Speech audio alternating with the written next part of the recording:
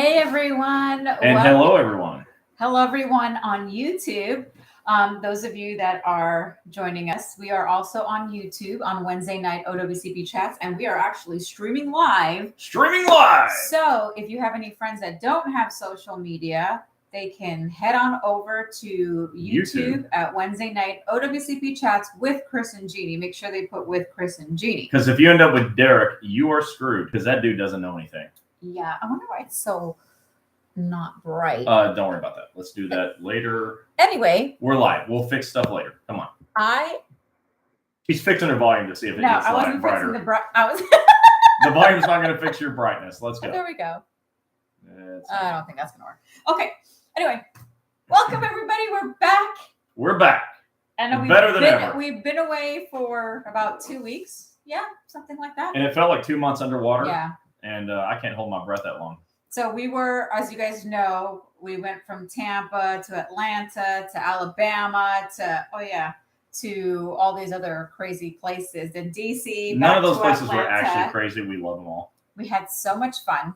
And then last week, you guys saw that we were streaming live from Dr. Kevin Lee, Dr. Kammerer, Dr. Suma, Dr. Fred's, their office in Pinellas Park, and it was awesome. It was like a little party, but they did a good job. Plus, we had attorney Eric Blowers, and so it was a really good night.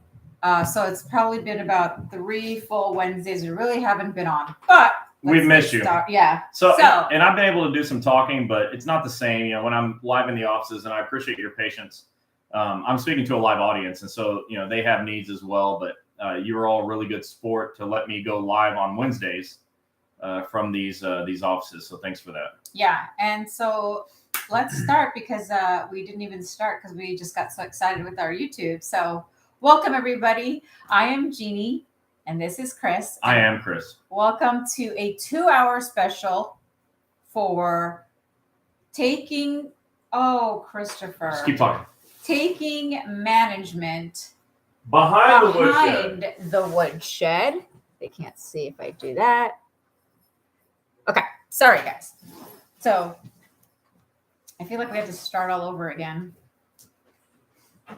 And everything went bad. Okay. No, just keep talking. I forgot to plug in the power. Yeah. So in the meantime, you guys share. Again, those of you that are just hopping on, we do have oh my gosh. I need my charger for my laptop, which I was supposed to get. I called my local office multiple times for an appointment, and they haven't called me back. Sharon, what local office are you calling? Like one of our offices, or what office are you talking about? So we know.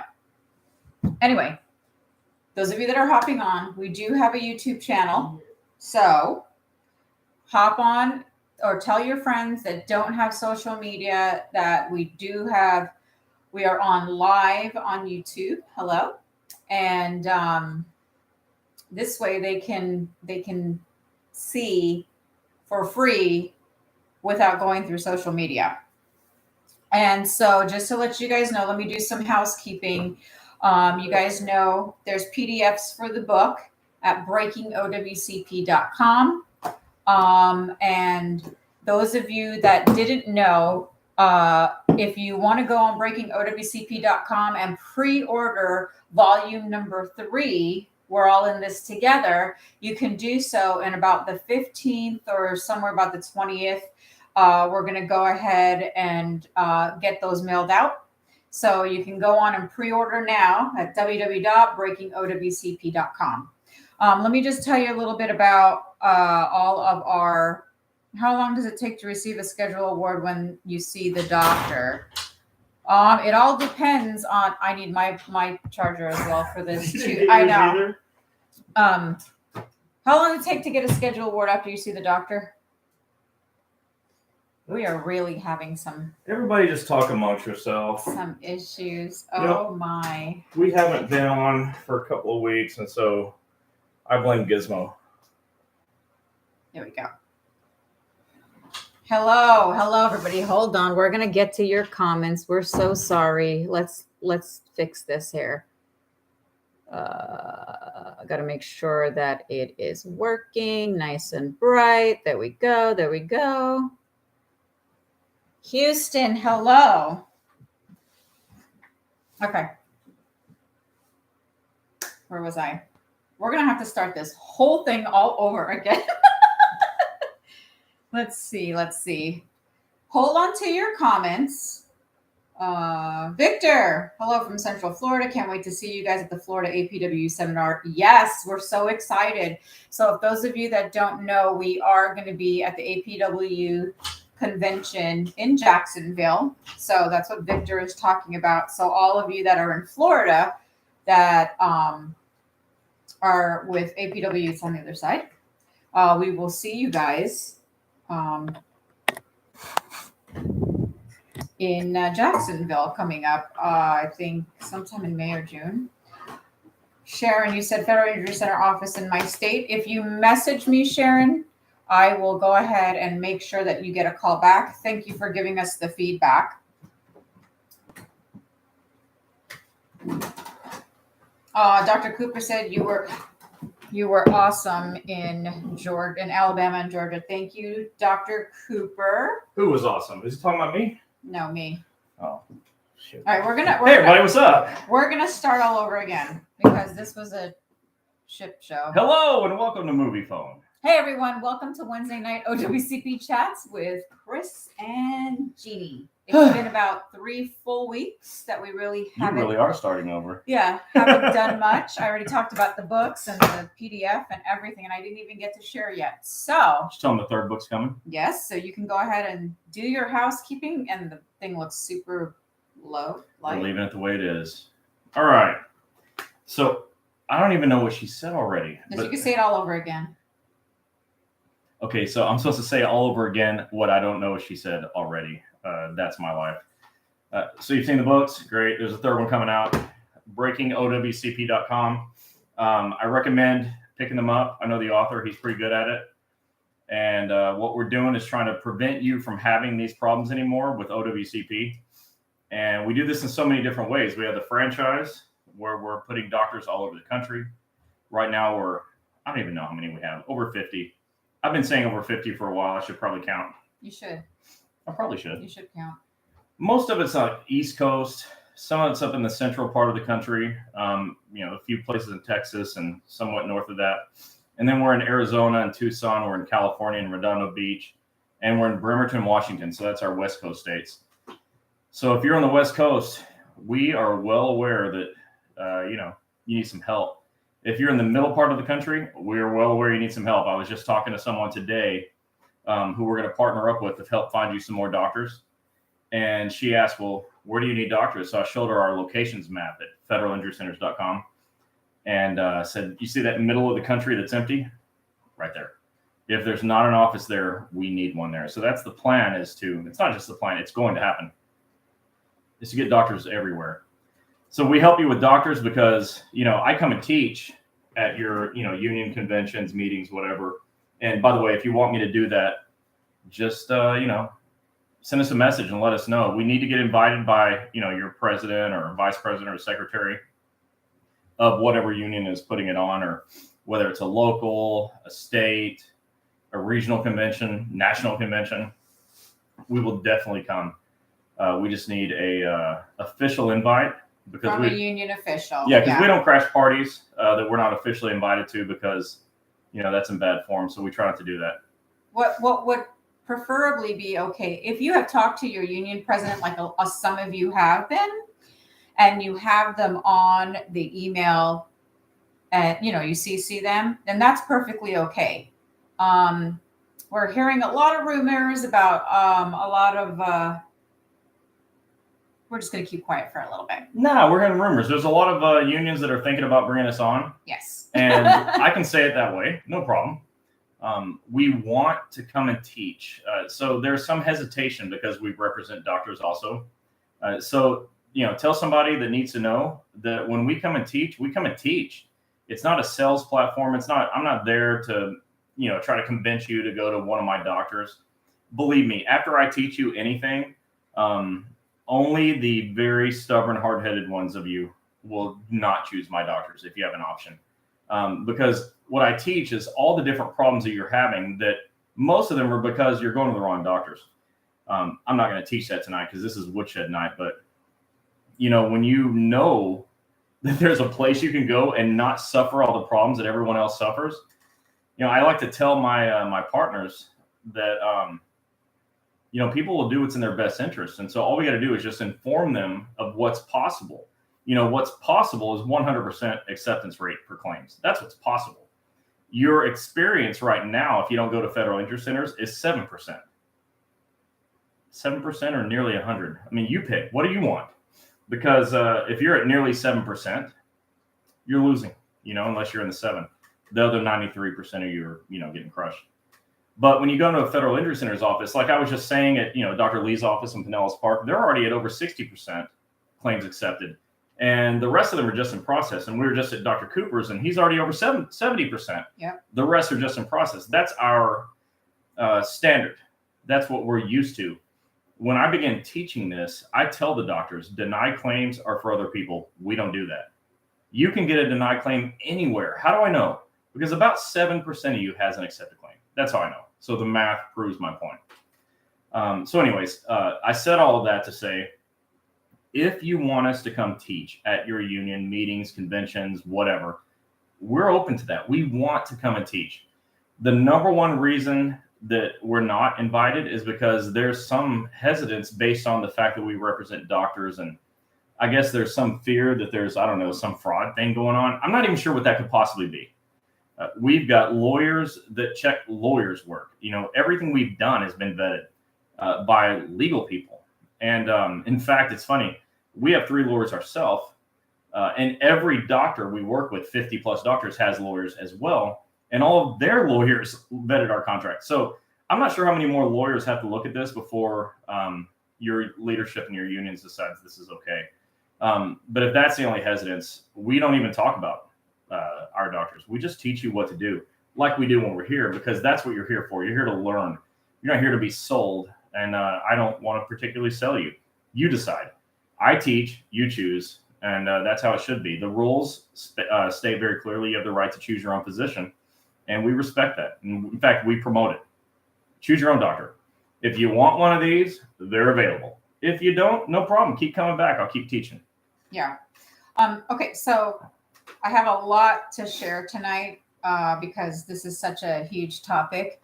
And if the people that are on YouTube, hello, welcome. Hey, we're excited that we're on YouTube now. It took me a little bit, but we're here. You can also write your comments down below in the YouTube section. And all of the YouTube videos will stay on YouTube forever. And same thing with Facebook. And then I'm going to go ahead and transfer them over probably to Instagram. So just to let you guys know, all of our social media, like you guys saw, I posted the other day, and we must have got like 100 shares. That's a lot of shares, just so you know. The name of each of our social media page is going to be Wednesday Night OWCP Chats with Chris and Gini. Yeah. Make sure you put with Chris and Gini. Because otherwise you get Derek and he doesn't know anything. Whoever the heck Derek is. And we are on TikTok. We are on YouTube. We are on Facebook. I'm on LinkedIn and Instagram. So those 5 places on social media, you can have access to us. And if you want to have a really good time with Gini, go to TikTok. She loves TikTok. I don't. You do. I don't. No, but she actually really does. Anyways, back at the ranch. Did I just say back at the ranch? Well, I mean, I don't know if this is a ranch, but back at the ranch. So don't forget to, those of you that are on YouTube, click that subscribe button, follow, or whatever. I still have to learn the lingo for the YouTube. Those of you on Facebook, and then click the bell for notifications when we go live. That's it for YouTube. Yeah. And for those of you on Facebook, go ahead and click the follow button. That way you get the live notifications. A lot of you are telling me you can't see that when we're going live and you don't know. Because you're not following. You have to click the follow button. So Victor says TikTok is for young kids. Okay, so I agree. Actually not, though. Yeah, but I agree with Victor because that's why I'm not a TikTok guy. I posted one thing on TikTok. It wasn't even that funny. It was funny. All right, so hold your questions, guys. So tonight, 2 hours, we're gonna get into taking management behind That's the right. woodshed They're not allowed inside. and That's where we getting go. I mean, that's the party. a broomstick or a 2x4 and cha-cha-cha. I don't know what cha-cha-cha was, but it wasn't We're not gonna anything do bad. So behind the woodshed, this is what my dad taught me. My dad, my dad's dad, my dad's best friend, Ray Blackwell. The thing with the woodshed is you need just like a piece of a 2x4. You don't even need the whole thing. It doesn't really matter. You just need enough to like swing it. So they, Swing. well, so they get the point. The idea is to raise them up off the ground when it hits ass, Ass. Well, that's what we do behind there. That's what the woodshed is. And so we go back behind the woodshed. Believe me, as a boy, I was taken behind the woodshed a few times. I earned it more times than I got back there. But, I'm not going to tell my dad the stuff I did now that I'm in my 40s. But we don't take them inside. Once she goes, we're going to take the supervisors next week inside the woodshed. And I stopped her right there. I said, heck no. They don't get to go inside. That's where we go when we're done in the back. I had to say something. I didn't know about this whole woodshed thing, but there you go. All right. So hold your questions. Don't forget to share, tag your friends below, and get a piece of paper because there's going to be a lot of rules, laws, and regulations, some CFR, Code of Federal Relations. The Code of Federal Relations. Yeah. That Chris is going to give you because, again, so many of you, and we're even hearing this from the union presidents themselves, are so scared to file your paperwork. Why? I don't know. Because they're retaliating against you, they're threatening you, they're telling you that you won't have a job anymore. Yeah. All of this. So we're going to end that again tonight. We do woodshed night maybe 4 to 6 times a year, so the new people that come on can hear it as well. So with that said, hold your questions. Let me finish sharing. You start it now. So let me just reiterate. If you start asking questions right now while she's sharing, there's a real good chance she's not going to see your questions. So it's a technical thing that frustrates me.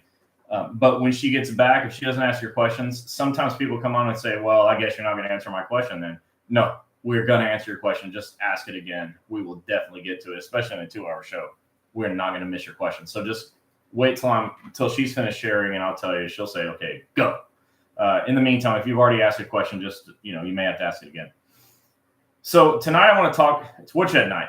I love woodshed night. Okay, it's my favorite night. I would do it like once a month, but some of you are like, well, you did that already. So, okay, fine. But it's important that you understand the rules and, the concepts that I'm going to teach, because your supervisors, even if they do know these, are going to play dumb or actually be dumb. And in a lot of cases, that's probably the case. And so you're going to have to know this stuff, not just for yourself, but for somebody else. When I wrote these books, and again, you're not here. If this is your first time, you're not here because I sell books. Okay. I have books, period. They're not expensive. They're almost free by the time I'm done with them. So if you're that guy named Darren who wants to heckle me because I have books for sale, man, get a life. We're just helping people. But, I wrote this book. This is the second one. It's called You're Not Alone, right? That's the subtitle.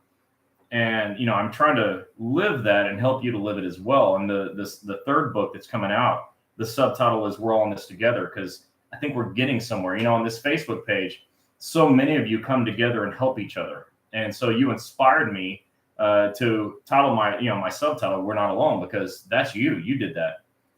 But another way you make sure somebody else isn't alone is you share the information. Tell them we're doing this. That Chris and Gini are on Wednesday nights, not Derek. Chris and Gini are on Wednesday nights teaching OWCP. And, some people say, well, I'm not hurt. I don't need that. Well, you might get hurt. And statistically, the odds are you're going to get hurt several times throughout your long career, because so many of you keep your jobs for 20, 30 plus years. So the odds are you're going to need this. But when people wait until they need it to get it, it's too late, because they start missing timelines and, they start losing benefits because they didn't know. And so the time they're taking to try to get caught up is time they're losing benefits. So we don't want that. So don't let people be alone.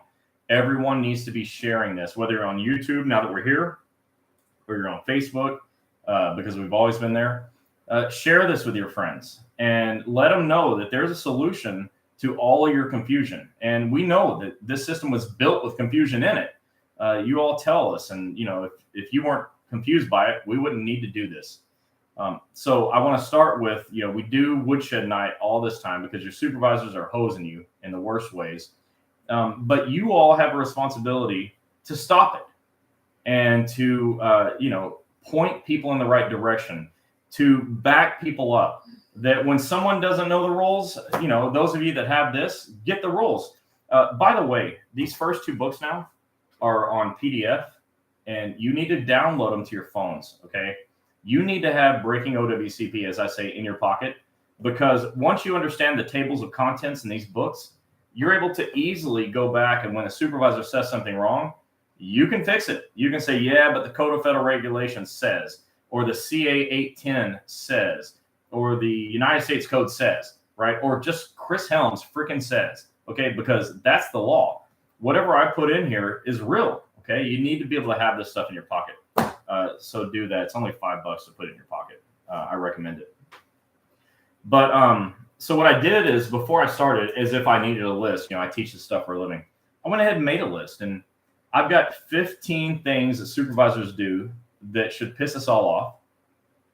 And I've got 7 remedies for those 15 things that if you will do as many of these remedies as possible, you're going to get somewhere. One of the remedies, by the way, is not come to Wednesday Night Chats, although it should be, right? One of the remedies is not educate yourself with the books, although it should be. If you go on Amazon and look, there's 2 other books ever in the history of OWCP that have been written. One of them is like a very specialized topic that's not going to apply to most of you. And the other one was written by a guy who died in prison. So, do what you want with that book. But, mine, I think, are the first ones that are written in ways that you can understand that actually explain everything you could ever need to know in the system easily. So I'm going to stop talking about the books now, except for breakingowcp.com. There is one thing I want to say is a lot of you will message and call us and tell us, I need an attorney. When I wind up asking you guys, what do you need an attorney for? Give me a brief description. You'll say, my claim is denied, and my doctor can't help me. And we understand if you guys are in a state that doesn't have a franchise or any. Not yet, but they will soon. Federal injury centers or any federal clinic to get help. And just today, Eric again told me they don't need to come to me. You don't need to call him. You're wasting your money. What attorney tells you that? Yeah, he's actually really exceptional. Wasting your money asking him to fix your denial, because you know what he's going to say? Just find a federal injury centers clinic to go to. That's what he said. And he said that last week when we were in Pinellas Park. Yeah, and by the way, that's not because we're close, and we are, okay? We and Eric are friends, okay? And it's not because of that. It's that we are working together in the same direction, which is for you. And we work with him, and there's a lot of federal lawyers we can work with. But we work with him because he's the only lawyer, forget federal, he's the only lawyer I've ever known that would turn money away because you don't need to pay. So that actually fits our business model because we don't charge anybody anything ever out of your own pocket. And we don't even work with like imaging centers that charge you. And we don't work with surgeons that charge you. Our model is nobody charges you. And so, of course, we're going to work with Eric because he won't take your money for just nothing. So anyways, what she said is important. You don't need to lawyer up. You need a good doctor, who knows what they're doing. Somebody just said you should hire someone to help us file the paperwork. Well, that's what all of our office does. And a lot of you. Well, not all of it, but some of it's by e-comp now. We're going to talk about that. Yeah, a lot of you call me and says, I need help. Even if you don't go to that office, or if you just want to call an office, because when you call the 877 number, I have that number, and it's going to take me a little bit to answer messages on Facebook and get back to you with phone calls, which I think I've handled all the phone calls. But you can call one of the offices, and they will help you with the paperwork. Yeah, that's so all of our offices have what we call case managers, and their job is to help you with that stuff. So that was Maria Portal, right? 100% right. If the office isn't helping you, let us know, because we train case managers in the offices, and a lot of this is just training. Yeah. And let me just tie this back. If your supervisors were trained, we wouldn't have to do woodshed night, but we're doing it. So our staff is trained, and when they're not, you let us know and we retrain, because we value training. We value you and that you're taken well care of. So I know you're going to have a lot of questions, but I want to go through, and I have 15 problems. So I'll do like 5 and stop, and we'll answer questions. All right. So I'm going to deal with the problems that your supervisors are causing for you. Again, I don't mind saying, and if any of your supervisors are watching, minus the, I think, 3 supervisors that we really love because they're good and they take good care of you. That's a small number, by the way. 3 is a micro fraction of the total. So you 3 know who you are. I'm not talking about you. But they're causing problems due to being uneducated, not smart, or jerks, or maybe all 3. I don't know. So if you know anybody that's uneducated, not smart, and jerks, you can hit the laugh button. I'd like to see that. That's Facebook. For YouTube, I'm not sure what you got yet, but like it a whole bunch of times. So here's the first problem. Your supervisor say, "Oh, too bad, it's too late. You can't report your injury because it's been too long." Well, you have 3 years to report your injury. And so, I always start here because I think that one of the biggest problems, and the reason only 7% of people has an accepted claim, is because the vast majority of people don't attempt. And the biggest reason people don't attempt is they think it's too late, or they're scared, right? But I'll deal with that in a second. There's a lot of little laugh buttons. I know your supervisors are like uneducated, dumb, and jerks. I know. So thank you for that, for confirming what we all knew already. But you have 3 years to report an injury. And so your supervisor is saying, nah, it's too late. Well, I'm going to get to a thing that's new for many of you, not so new for some of you, but it's new overall in the law. That means that the supervisor doesn't get to say that anymore. So, pick a finger. But you have 3 years. The Code of Federal Regulations and the United States Code both say you have 3 years to report your injury. And on a CA2 claim, you have 3 years from the date you reasonably were aware that it was work injury or that it was work-related. Victor said, stupid visor. Agreed. Although that's your word, not mine. I just like it a lot. I put it on a shirt. We used to hear that word from so many years ago from one of the presidents Jennifer. at AFGE. Oh, she was so funny. great. She coined the term stupid visor. So it's in shirts and cups and stuff. Look at breakingowcp.com if you want a stupid visor shirt. Or a stupid visor coffee mug that you can drink at work. That'd be a lot of fun. That would be funny. Somebody asked Ron Speakman about that one, who I know is on tonight. Okay, so let me just say, Ron's on vacation and he's still here. So do me a favor. Ron is helping you out. We love Ron. If you're in Pennsylvania, that's who you call. But Ron's on vacation, so don't be calling that dude at 2 a.m. tonight, okay? Lindy's not going to be happy. All right, so back to it. 3 years. You have 3 years to report. So we're all in this together. It's your job to let people know it's not too late. When they're limping around and they're struggling casing their mail or, whatever they're doing at the VA hospital or, they can't move these bags at TSA or whatever, okay? These Border Patrol agents, we've been hearing also that, they're getting hurt all the time. It's incredible. I was at a Border Patrol union office like years ago. Yeah. And I made a really bad joke as a young guy, and I will never make it again. But the answer to my really bad joke was the union president. They're saying, son, and he started the sentence with son. It doesn't really matter what comes next. Dude took me out behind the woodshed. Oh, yeah. I learned that lesson the hard way. You guys are getting hurt too. Everyone's getting hurt. But too many people think they already missed their deadline to report. You have 3 years. Your supervisors will try to snow you and say 7 days, 3 days, 2 weeks, 30 days, whatever. It's all wrong. You have 3 years. So the first woodshed moment is for every supervisor that doesn't say 3 years, there's a 2x4 waiting for your ass. That's what's coming next. Yeah, all the stewards that are on here, can we get some thumbs up? I want to see who are all the stewards here. And if you are stewards, you're in that position for a reason, obviously. So as far as being a steward, don't forget, help your coworkers. And if not your coworkers, we know other crafts that go and defend other crafts. Yeah. In the building, in front of the supervisor. And we're talking about in the Birmingham area, this group of APW stewards in there, they kick AZZ a lot. and they help all the crafts out. Do we have to put a parental advisory thing on this? Yeah, I have to say AZZ. Yeah. So we're all. If your kids are watching, you at. got to earmuff them because I might say ass. All the stewards, you should be helping out. You guys should be going to your union and seriously saying, we need Chris and Gini to come and train us. Victor said steward in the freaking house. Yeah, well, we know he's one. Yeah.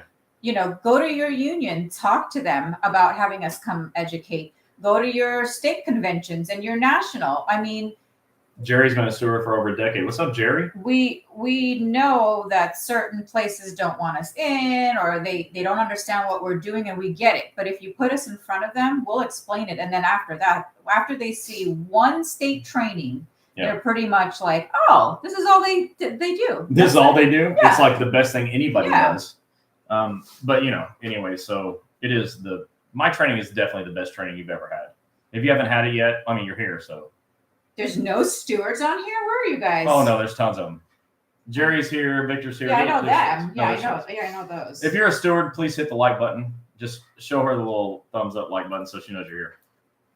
But in reference to the 3-year thing, there's a new thing that came out. So you're going to get some new information here. Normally on a woodshed night, I've got like 5 or 6 things supervisors do wrong.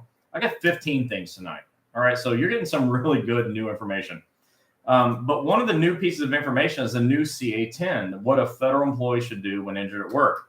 Go to federalinjurycenters.com. That's a Federal Injury Centers with an S on the end. Okay.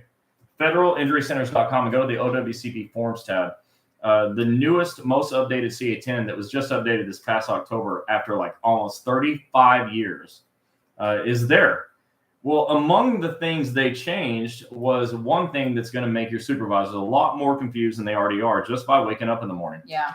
And it says in one of the lines, it says, file your CA1 or CA2 within 30 days, period. Well, that's a problem because what they're implying is file it within 30 days on a CA1 so you can get COP. The rules are very clear that you have 3 years to file. What's going to happen is your supervisors who don't know the rules or who you didn't school on the rules, and you are responsible for that. Your supervisors are going to say, 30 days, too bad. I told you all along you only had 30 days. The rules are still the same. It's 3 years. That CA10 has an error. So your supervisors are likely going to look at that CA10 and go, 30 days, too bad. But there's a remedy for that too. So here's the remedy. One of the other new changes on the CA10 is what some of you were already doing, and that is to file your CA1 and 2 on eComp. And so now the new CA10 says go to eComp and file your CA1 or 2. This is great because when you file it on eComp, your supervisor gets an email and they're required to just fill out their part. Gone are the days when your supervisor says, I don't have to give you a CA1 or a CA2. I don't have to. Those days are over because you go to eComp and you fill out yourself. You have a right to report your injuries. Your supervisors still have 10 days to get their part in to Department of Labor. And so one of my 15 points here, I'm going to cross that one out, is that get your supervisor's email address because they're going to receive an email. If you get even one letter wrong in the email, they're not going to receive it. Okay. And so you're never getting a claim file because you didn't have the right email address.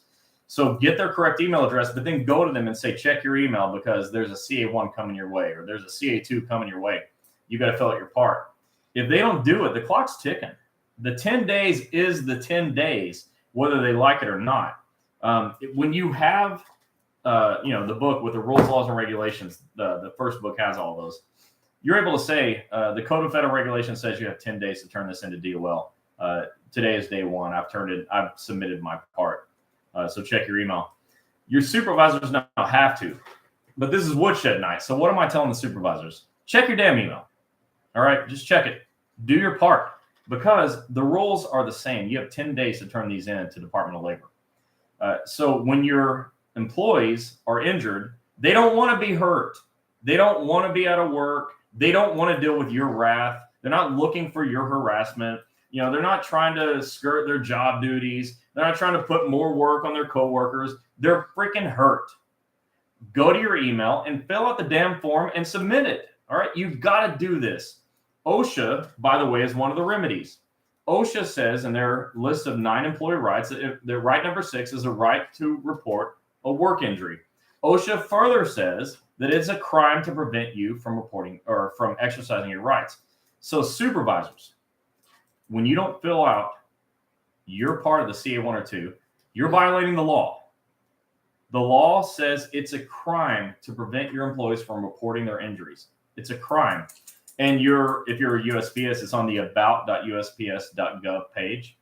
For everyone else, it's in the Code of Federal Regulations that applies to all federal agencies, which says if you attempt to prevent someone from filing their work injury claim, you can go to jail. You can go to jail. That's in the book too. Just so you know, it's in the first book. You have to get it by PDF now. But supervisors aren't going to get the book. I was talking to the rest of you. I'm not even sure they know how to read, truthfully.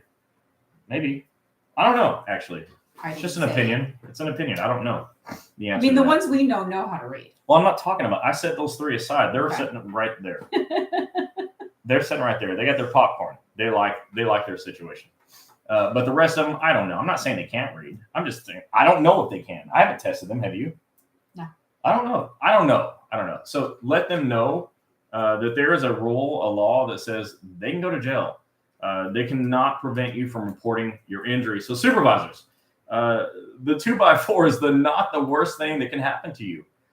The worst thing that can happen to you is whatever is back behind those bars, and whoever your roommate is, don't know. Yeah. All right. So next thing is and I have these combined. I have a line that says CA16/COP. So let me talk to you first, not supervisors. I'm talking to all the rest of you. Hold on, Stephanie. Oh. He meant supervisors, 3 supervisors that we know personally that don't do any of this stuff because they once had a regular position job, and it's and we're stewards and they know their thing, right? And they weren't only USPS. We work with different agencies. Yeah. So when I know there's a supervisor that's got your best intentions, I set them to the side and give them popcorn. I don't hurt them because they're nice to you. But the rest of them, the idiots, they get to go behind the woodshed. So the next one is CA16-COP. So for all of you non-supervisors, the rest of you, the number one reason that people experience personal, financial, life destruction after a work injury is they don't get a CA16 and they don't get continuation of pay. So these are people that have a CA1 injury that happened in a single shift, but they don't report immediately. You report now. The soonest possible time to do anything is report now. So when you're hurt, report now. Now, report now. When you report now, you don't miss any deadlines. When you miss deadlines, nobody can overcome the deadlines. You miss out on the benefit that deadline applied to. For example, if you report more than 7 days, you can't have a CA16 that pays your medical bills for 60 days, and you never have to pay it back. If you report more than 30 days, you miss out on continuation of pay, which gives you up to 45 days of time off. Now, with that, if your claim's not accepted, you might have to pay it back. But I'm going to deal with that in a second because it's one of my 15 points. When your claim is approved, you don't have that problem, and we get our claims approved. So I've never had a single person since 2007 who had to pay back COP. That's a clue. Okay, number 1, that means we can get claims accepted, and we do. And that's number 2 and 3. Also, I'm not sure why I said number 1. Number 1, 2, and 3, we get claims accepted. But you need CA16 and COP, and here's why. Because you just got hurt today. You weren't planning on that. And you don't have a way to pay your doctor's bills. They want your health insurance. They want your co-pays, your deductibles, and your co-insurance. And your supervisors want you to come back to work tomorrow in spite of the fact that you just broke your arm. Okay? Yeah. And so when you have the CA16 that pays those bills so you don't have to, and when you have COP, you get to take time off, and the supervisors can't complain about, or they can complain, but we don't care. We don't care. In fact, I hope they lose all the sleep at night that you lose, okay? Because your arm's broken, or whatever. You got bit by a dog, you stepped out of the vehicle and you tore your ACL. Whatever it is, you need to be able to have your COP. When you report outside of the window of 7 days and 30 days, you can't have it at all. So, what will I say to the supervisor? In order to avoid having to get the 2x4 behind the woodshed, give out the CA16. Don't give them a hard time. The law is very clear to supervisors. when you report within 7 days, they have 4 hours to deliver you the CA-16. Yep. 4 hours. 4. Now, the exact law in the Code of Federal Regulations is in this book that you can only get on PDF now. That's by design because I want this book in particular in your pocket. It doesn't do you any good to buy the book in paper copy, set it on your shelf at home, get to work. Your supervisor doesn't give you a CA-16, and you don't have the rules with you. Tomorrow's too late. So if it's in your pocket because you saved it on your phone, you're good to go. So check that out, breakingowcp.com. There's people saying that they've been terminated. Okay, we're going to get to that. Yeah, so hold your questions. Hang on. We're going to talk about all of that. When you've been terminated, I got stuff for that too. Yeah. But you've got to get your CA-16 and your COP so you don't go into financial ruin. You can just make health decisions, not financial decisions, okay? But supervisors, don't be a jerk. Imagine if it was you. You know, in all of my books, I write chapters especially for the supervisors. It's like hopefully one supervisor that's not on my list of 3 over here that's eating their popcorn, hopefully they'll see it. Well, in my 3rd book, I wrote 2 chapters for supervisors because the first 2 books with a chapter each isn't getting through. So I got 2 chapters in book 3. I think you should give it to them.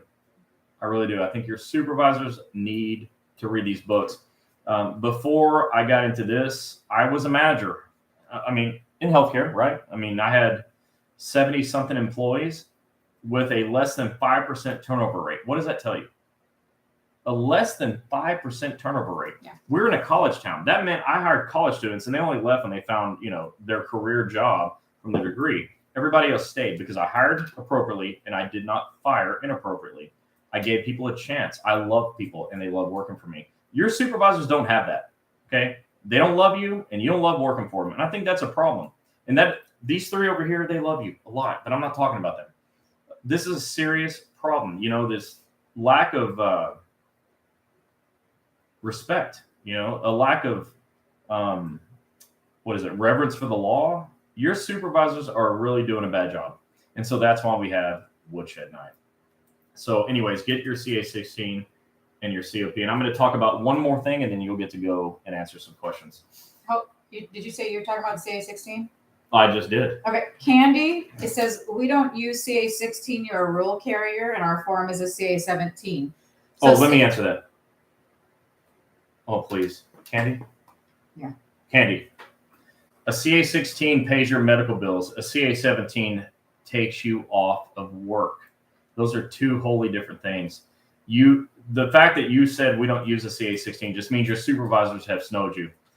Every federal employee for every federal agency in every state in the United States uses a CA-16. Yeah. All of them. All of you all have access to a CA-16. You have to report your CA-1 injury within 7 days, and your supervisor has 4 hours to give it to you. You're not doing it. Okay, I've already talked about OSHA. You file OSHA complaints when they won't let you file a claim. You file a grievance when you don't get a CA-16. Grieve it. Okay, if you're not a member of your union or you don't participate, do so. Now's your time because you need help filing grievances. If you're a rural carrier, you're going to have to file it yourself. Learn. Okay, file a grievance yourself because you can win that. And if enough rural carriers go ahead and file grievances themselves, you'll start getting CA-16s.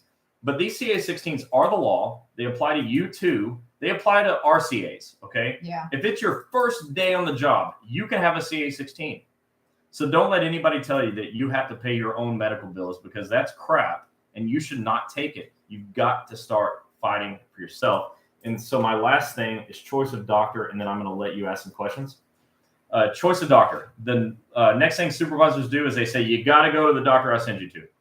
Today I was talking to a lady out of California who helps federal employees, and she said everyone's getting sent to Kaiser. Fantastic. Who the hell is sending you anywhere? It's your right to choose. Every freaking place in the law says you can choose your own physician. You have the right to your own doctor. Your supervisor is responsible for telling you you have the right to choose your own doctor. The CA 810 says that you cannot be forced to go to a doctor that's under contract with or employed with your agency. That's screaming VA. It's also screaming post office, who some postal agencies or postal locations contract with doctors who end up screwing you over. So you have the right to choose your own doctor, and supervisors, you get the 2x4 all about your backside because you're not telling people they have the right to choose their own doctor. You're sending them to an urgent care that's staffed by a nurse practitioner. We love them. Okay. But our nurse practitioners get counter signatures from MDs, and your urgent cares don't. Yep. And your claims are getting denied. That means your supervisors are sending you to a certain denial. When your claim's denied, they're going to give you a hard time. And I'm going to talk about harassment in a minute, but you have the right to choose your own doctor. And supervisors, it is your job by law in the Code of Federal Regulations to tell people they have the right to choose their own doctor. And you're not doing it because either you're not educated, you're dumb, or you're a jerk. What questions do we have? Okay, so again, a CA-16 and a CA-17, it doesn't matter what craft you're in. It doesn't matter if you're brand new, because you're asking about it. It doesn't matter. You can get it still. Yep. Candy said, my claims examiner doesn't return my calls, nor does the OWCP with the post office. All right, so that's actually very common because there's so many of you and so few claims examiners. I'm not letting them off the hook, okay? You guys need help. But that's what happens. And then somebody said they called the claims examiner and they said, when you call, we're going to put you to the bottom of the line, which also sucks because I used to tell people to call every day. So, sorry about that. But, you've got to know what's going on. Your claims examiner is going to send a letter. That letter should be on your eComp account. You can get an eComp account by going to ecomp.dol.gov, ecomp.dol.gov. And once you create an account there, which is simple, it's like one screen. I've done it. Okay, I didn't do it because I wasn't a federal employee, but I got to the screen. And it's just one screen. You hit submit, and then you're in. And then you can go from there and look at your documents. And some of those documents are forms or letters that are mailed from your claims examiner to you or posted there. And that'll tell you what's going on with your account. Judy said, when returning to work, do you have to have anything? Do you have to have anything other than reported to OWCP? What? When returning to work, do you have to have anything other than reported to OWCP? Okay, so to go back to work, you need a CA-17. I'm going to talk about that in a minute, but a CA-17 is called a duty status report. And that's how your doctor communicates to your employer what your work restrictions are, if there are any. So be sure you get that, and you've got to get your CA-17 from your supervisor because they have to fill out Side A. Tammy said, hey guys, management have been putting me in for LWOP for an approved CA2 case. I have been out since March 3rd. What do I need to do? Well, your claim has to be accepted first. You cannot get paid for LWOP unless your claim's accepted. 7% of people have claims accepted. So I don't like the odds on that, but your claim's got to be accepted. By the way, like nearly 100 for us, 7% outside, 100% inside. Okay, just to be clear. So your claim's got to be accepted. Once it's accepted, you've got to have the right documentation. You got to attach a CA-17, a CA-20. You've got to attach printouts of your appointments for if you're at the doctor instead of work, and a narrative report that we call a disability narrative, which is the doctor explaining medically why you needed to be out of work. You turn all that in once your claim is accepted. You turn that in with your CA-7. That's how you get paid. Jennifer Turnbull. Jennifer! She is a retired AFGE president from Miami. And by the way, a no-nonsense, take no Yeah, she doesn't person take any at crap. all. She was a great union From president. me, from you, from stupid advisors, from anybody. Jennifer's, we're talking about stupid advisors. Sheila said, can you doctor shop for a schedule award because one Let me just stop you. did not give Don't me a doctor high. shop. High All right, rating. so I want to recommend that you don't use the term doctor shop ever, okay? Because that's used against you. Claims examiners, nurse case managers, supervisors, they all say, oh, look at you, you're doctor shopping. When in effect, what you're actually doing is I'm looking for a doctor who knows they're, from a hole in the ground. And so you are shopping around. You don't use that. What I will tell you is do your due diligence, work the system, find a doctor, go to Google. To find a good doctor, you go to Google and search OWCP injury doctor in your city and state. OWCP injury doctor city state. Funny, I didn't say go to federal injury centers. You can do that too. We have a locations tab. But, some locations don't have those. So you got to go find, or don't have us. Yeah. So you got to go find a doctor that will do this. But I don't recommend saying doctor shop. Just find a doctor that knows what they're doing. If you guys notice, there, Emmy, our case manager, one of our case managers, she's on. She's answering some questions. So if you get an answer to a question from Emmy, take it to the bank. yeah, that's just as good as what Chris would say. Yeah. Tammy said, my union told me they have nothing to do with helping with OWCP or DOL. I'm sorry about that, Tammy. Our phone number is 877-787-OWCP. We have everything to do with helping you with OWCP and DOL. Victor, our training for the Florida APW convention and seminar in Jacksonville will be 2 hours long. When we do a training, it can go anywhere from 2 to 3 hours. We say 3 because then those people that want to come up and ask their questions, we do that. But what we do is we cut it off at 2 hours because that's basically what the training consists of. We always have a vendor table outside with our brochures and a bunch of giveaways, and you can ask your one-on-one questions there. So it's always 2 hours. So you will see us for 2 hours up there. But for the rest of you there, just heard that answer. Yes, we have a vendor table. We are not a vendor. We have nothing to sell at all. I say vendor table. No, it's okay. That's what they call it. Yeah. Yeah, we're not selling anything at all, period. Okay. We have that table set up because after I teach, I have a lot of people that want to ask personal questions, and you don't want to do that, in an open setting. So we have a table so you can come talk to me in private. Lewis Bailey said, dumb, check, uneducated, check, jerk, double check. Lewis, I got you. Check. Sherry shows, you told me to wait to file for a torn rotator cuff surgery until I find out my regular doctor if it's torn again. Okay, so I'm not sure what I told, but I will tell you this. You can't file for a rotator cuff tear without having medical proof that you have a rotator cuff tear. I was the one that told her that. Oh, okay. Yeah. Yeah, so that was definitely correct. You got to make sure you've got the imaging and your doctor confirms you have a rotator cuff tear. That was, by the way, made from work. Stephanie said, my claims examiner doesn't answer voicemail. Voicemail is full, and even DOL can't get a hold of them. So the only... all right, this is going to be the answer that I'm going to hate the most that I give in this entire night. I'm going to give it because it's the answer.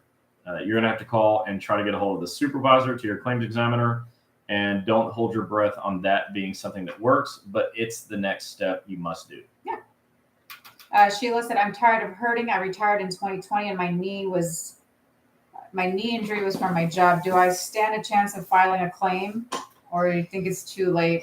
I worked there for 39 years. Do I stand a chance? Eek.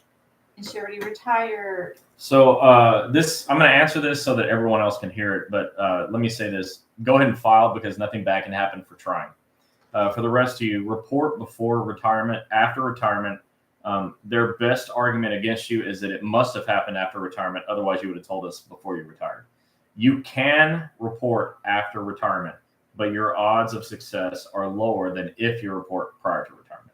Yeah. Tammy said, what about long haul COVID symptoms? How does that work?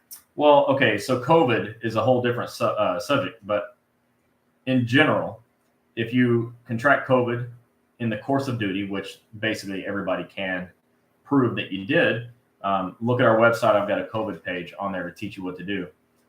Once your COVID claim is approved, you have lifetime medical for anything that is a result of it. So long haul makes me think you're driving the truck. If you're driving the truck and you're, in contact with customers or the general public or coworkers, you can still get your COVID claim approved. Once it's approved, you'll have lifetime medical benefits for anything resulting from that later on. And most of the stuff that's going to happen later on, we don't even know yet. Renee Marie said, is doctor shopping the same thing, or does it look the same as one doctor referring you to another? No, so doctors make referrals all the time, and the rules in OWCP state that referrals shall be honored. What I'm saying is doctor shopping is a thing that claims examiners, case managers, and supervisors will say about you if you go to more than 2 doctors. I just don't want any of you labeling yourselves the way they mislabel you. That's my whole thing, because I'm against the term doctor shop. Doctor shopping should be okay. Nobody should say, oh, this sucks, you're doctor shopping, because too many doctors don't know how to do what we do. And so you should shop around. Like, you should call every damn doctor and say, can you spell DOL? If they can't spell DOL, hang up, and most of them can't. How do you spell it? Well, they don't even know what the O in OWCP stands for. So If they don't, you shouldn't go to that doctor. And if you're at a doctor that doesn't know what it is, you should leave too. And if they don't know what e-comp is, or whatever, if they're asking for insurance cards, you have a right to doctor shop. I just don't think you should label yourself that way. Control Jones said, any advice on getting your doctors to write your medical narrative? I have 2 doctors that are giving me the runaround. So my doctors will write your medical narrative. The problem is they run a business, and I don't run their business for them. As a franchise doctor, they're required to follow my rules. And some of my rules, for example, are don't charge you money out of your pocket ever. My rules are write great narratives and never give up. And if you get a denial, do a reconsideration, never quit, ever, ever, ever. Keep going till you win. Those are a couple of examples. Yeah. But I can't force them to write a narrative for someone that's not going to be a patient. Like, let's say you're a patient of another doctor and you want my doctor to write a narrative. They can. I absolutely allow it and encourage it, but I can't make them do it because they are running a business.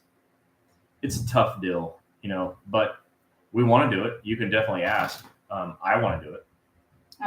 Lovie Hayes says, I'm on OWCP, been off for a year because the post office told me they didn't have a job within my restrictions. Today, I received a certified letter telling me I was suspended. You need to go to your union and get help. So anytime you get some disciplinary action from your agency, you got to go straight to your union. And if you're not involved with your union, you need to be. And this is why. This is why. Victor goes, drinks on me at the APW convention seminar in Jacksonville. I'm holding you to that. We'll be there, Victor. Not that I'm a big drinker. Wait, where are we flying to from? We're going from Texas to there? Yeah. We'll be there. We're all over. Don't worry. Yeah. Marty Perez says, I understand there's a new office in California and a new one coming in Houston. Could you elaborate? Hey, this is news to me. Why am I the last to know about Houston, Marty and Christopher? Marty. Good old Marty. Yeah, I'm thinking of Newman and Jerry Seinfeld. Newman. Anyways, Marty. I'm just kidding. We love Marty. All right. So, yeah, we've got offices in Redondo Beach, California, and Thousand Oaks. And Thousand Oaks is brand new. They've just finished a training. You can find them on our locations tab at federalinjurycenters.com. And these are Southern California doctors that are willing to take all the cases throughout all of California. So if you're in California and you can't find a doctor, get in line. The only 2 doctors that really know what the heck is going on are in Redondo Beach and Thousand Oaks. So give them a try. All you got to do is go to federalinjurycenters.com, check the locations tab, scroll down to California, which you don't have to scroll very far alphabetically to get to the C's. And then there's only 2 offices there, so check them out.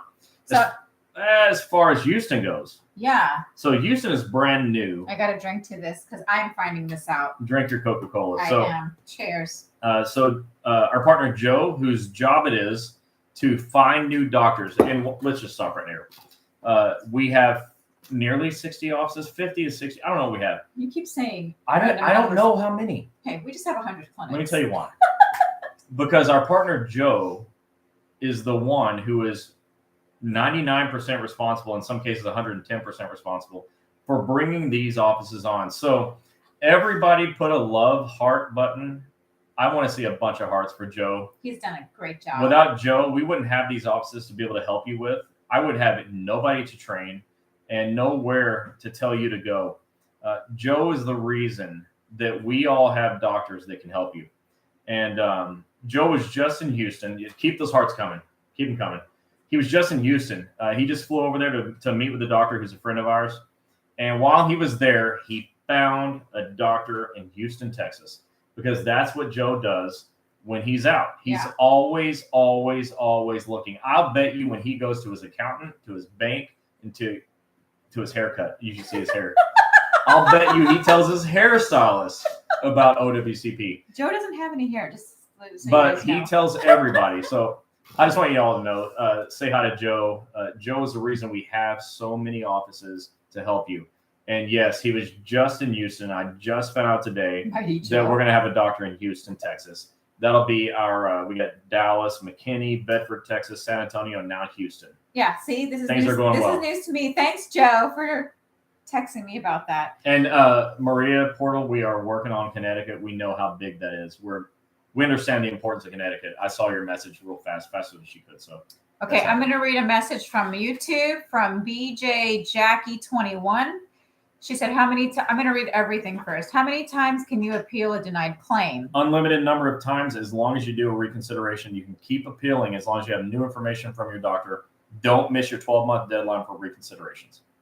She also said, so if the supervisor is sticking to the lie that he told and changed up the original CA1, and after sending in the proof that he lied, how can you get DOL to believe that you're telling the truth? Okay, so because of that great question, I'm going to tell you to talk to your agency's OIG and explain to them the lie that was told, because that lie is punishable by fines and imprisonment. Right. She also said, or he, what kind of trouble does the supervisors get in when they change up the truth? Isn't that falsifying documentation? Yeah. Most definitely. Up to 10 years imprisonment and $10,000 or $5,000 in fines, or both. Yeah. That's not my rule. That's in the Code of Federal Regulations and the USPS website. So her last thing she said, so no matter how much proof you send in that the supervisor has changed up, DOL OWCP is still going to take the supervisor's side. Okay. So no. So what she's asking is, if the supervisor just lies, is DOL just going to take what they say? I love that question. What a freaking great question. And again, I don't know if this is a male or female. I said she. If you're a male, I apologize. If you're a female. All right. So the doctor and the doctor's narrative holds all the weight. Let's say your supervisor says you were not hurt in performance of duty. Well, the doctor can explain what performance of duty means and how you got hurt and overturn it. Anything the supervisor says, the doctor can refute medically. It's easy.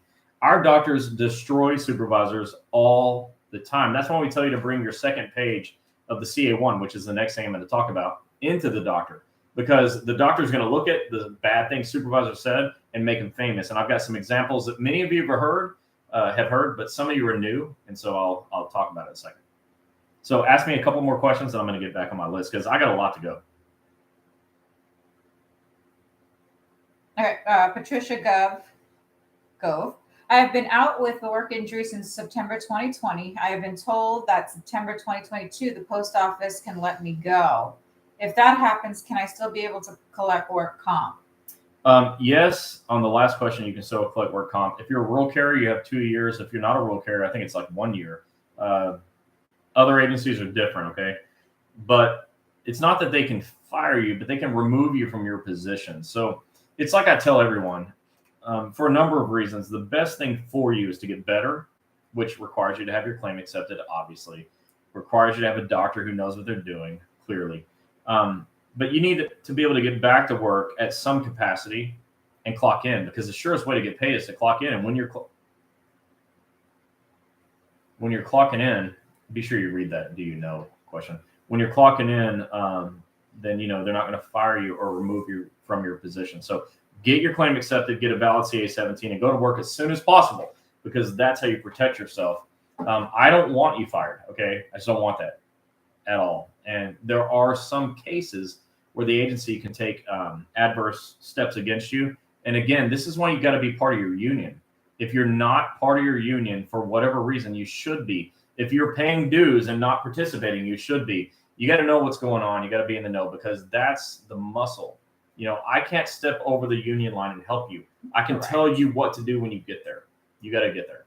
All right, so I'm answering 2 questions. Sheila, you said, can Federal Injury Centers help? Can Federal Injury Centers help me get my claim accepted? Yes, if you go to one of the offices. That's our bread and butter. Yeah.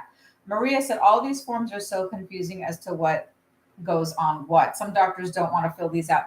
So this is why when we go to state conventions, union conventions, we try to go over all the forms. Especially in our state convention, we have a packet that we project by PowerPoint that Chris goes over every form. It's even highlighted in the sections that he puts in the book to tell you, don't forget to check off these. Yeah. So the more conventions we get to go to, the more you guys will learn the forms. The doctors don't really need to know all the forms, but you guys do. Yeah. I want to answer a question.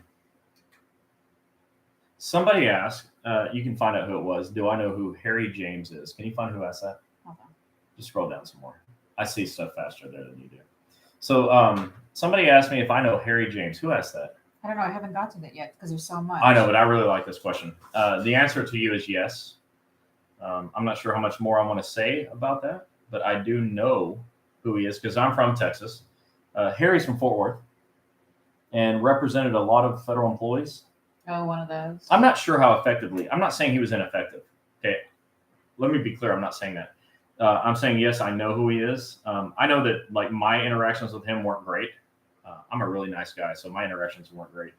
But yeah, I know who he is. So I'm going to answer the question. Yeah, I know who he is. Bobby said, can Federal Energy Centers help me obtain my MMI and help me with the schedule award? Yes, as long as you go to one of our doctors. Yeah, so we have right now 5 offices who do schedule awards and counting. They're not all trained. That's the way it goes, you know. But my 5 is like 5 that aren't trained anywhere else. So we're getting there.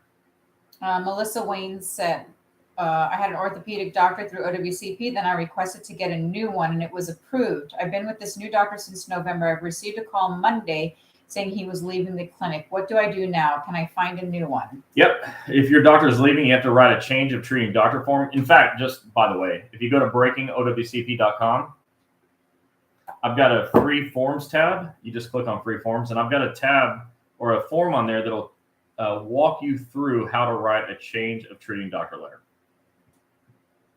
Judy said, if you get a schedule award, then retire, but have something else go wrong with your injury, what are your options? Well, you have lifetime medical benefits. So if you're retired, even after a schedule award, you can still get help medically. You can't get paid anymore because you're retired, but you can still get help. So I've got a lot more stuff to get through. Last one. Okay. Does DOL drive around and watch injured employees? Yes. If so, why? So they do. And so DOL will send somebody out occasionally, not always, but sometimes, and you never know if it's you, to see if you're doing things like going to the grocery store and lifting more than your 25-pound restriction on your CA-17. It's really crappy that they do it, but it happens. And so my recommendation is whatever your doctor has medically said you can do at work, I would not go outside of that in public. And Sheila as well, we don't know yet the information on the Houston office. This is something that I even found out just as you guys found out. So it takes at least a good 3 months for all this to get going. So as soon as we get information, we will tell you where in Houston, because Chris doesn't even know where. Yeah. All right. So that's all the questions for now. So keep them coming. That's fine. I'll do the best I can. But I have like 11 more problems I'm going to deal with. So the next thing that supervisors need a 2x4 because of is the second page of the CA1. When you fill out a CA1 form, which is an injury that happened in a single shift, your supervisor is asked the question, was this in performance of duty? Does your knowledge of the facts of the injury agree with the statement of the employer witness? Was this due to willful misconduct, intent to injure themselves or another, or due to intoxication? So these are important questions that you need to know their answers to. But prior to eComp, they didn't want to give it to you because they wanted to say bad things to you or about you and not let you know, because they are, you know what they are? I'm reading questions. Sorry. Cowards. They're cowards. So coward supervisors will not let you see what they wrote on page 2. They don't want you to see it because they're going to say that you were not hurt in performance of duty, or that you were injured due to willful misconduct, or that whatever you said they don't agree with because their knowledge of the facts of the injury are different. And so that's a problem for you if you don't have the second page of the CA1. But now with eComp, you get to just download it off of your eComp profile. And so when they fill it out, you get to see it. You need to take that to your doctor. And supervisors, here's your woodshed moment. If you write something on there that you know is not true, you're going down, okay? Because the punishment for making a false statement in relation to a FICA claim is fines, imprisonment, or both. And if they go to their OIG and complain, and they file a grievance with their union and complain, they go to EAP, employee assistance, and complain, there's a real good chance that that's getting back to somebody that can hurt you, okay? And that's way worse than a 2x4 behind the back. So, tell the truth on the CA1 forms on page 2. And for all the rest of you, get copies of it. Don't walk out without copies. When you go to your doctor, take it and tell your doctor, you got to address these negative comments my supervisor made, because otherwise it's going to hose your case. In 100% of cases where a negative statement is made by a supervisor, we address it in our narrative report and we get the claim accepted. Many of you are well aware of the story I have. It's true. Of a lady who lifted a package over her head at the post office and fell down. And the supervisor said it was due to willful misconduct because she was noticeably unstable when she lifted that package. So she should have known better. So the doctor wrote a paragraph that was called willful misconduct and said it was on the part of the supervisor who witnessed someone who could get hurt and allow it to happen. So that's what we do when we get that second page. We had another person who said that their knowledge of the facts of the case did not agree with the statement of the employee. Well, the employee stepped in a hole that was in a ditch, and she called her supervisor and said, I stepped in a ditch. And twisted my knee. She got to the office, and on her CA1 on box 14, she said, I stepped in a hole and twisted my knee. Well, the supervisor said my knowledge of the facts of the case disagreed because she told me she stepped in a ditch, but she stepped in a hole. So the doctor wrote a narrative report with a paragraph that said the hole was in a ditch, you idiot. That's a true story. And made that supervisor famous using his name and so forth. So get a copy of everything. And for your supervisors, just don't pull that crap. It's not going to work out good for you. I promise you, the truth is going to come out and you're going down. Bad things are going to happen, so don't do it. Next thing is privacy. Supervisors, for the love of God, and I told you this in my 2 books, don't talk about people's personal, private health information at work. If someone's hurt, keep it to yourself. It's nobody else's damn business. It's not your place to go talk about how you think someone's knee is not really hurt, or how you think someone's faking and they just don't want to work. That, they lifted a package that all of you have lifted so many times and you're not hurt. You know what? Your supervisor doesn't have a medical license. They don't have an opinion that matters. So don't take that. And supervisors, when you do that, you're violating law. Okay? You're not allowed to discuss private health information with your employees' coworkers. You idiot. So for you, if this happens to you, you need to file a grievance, talk to your OIG, maybe talk to employee assistants, definitely go to your union, heck, call Congress for all I care, but put a stop to this. Your supervisors have no right to ridicule you to your coworkers because they don't like that you're hurt. You don't like that you're hurt, way worse even than they don't like that you're hurt. So, privacy. Next, calling the doctor. Supervisors, let me put you on notice now. If you call any of my doctors and ask about your employees, my doctors are going to say, Supervisor John, did you know you just violated law by calling our office and asking about your employee? Yep. We're going to report this to your employee. We're going to recommend they file a grievance with their union, and you guys can deal with that from that point forward. We will then call the patient and say, your supervisor just called. Go tell your union to file a grievance. Supervisors, you cannot call the doctor without your employee knowing you're calling. You cannot call and try to get information from a doctor outside of your employee's knowledge. That's against the law. It's in the code of federal regulations that you're not allowed to do it. My offices know you're not allowed to do it. So when you do it, we're going to hammer you. We're going to make sure that you end up behind the woodshed. Don't call the doctor. And if that does happen, they shouldn't be calling you at home either. And if that does happen, you can also file a complaint with Department of Justice For harassment. Because You're following doctor's orders. They have no right to call you at home. That's a HIPAA violation for them to ask and talk about your work injury and all that on the floor. So That's those right. of you that have asked us, because this came up this week in a message, it is a HIPAA violation.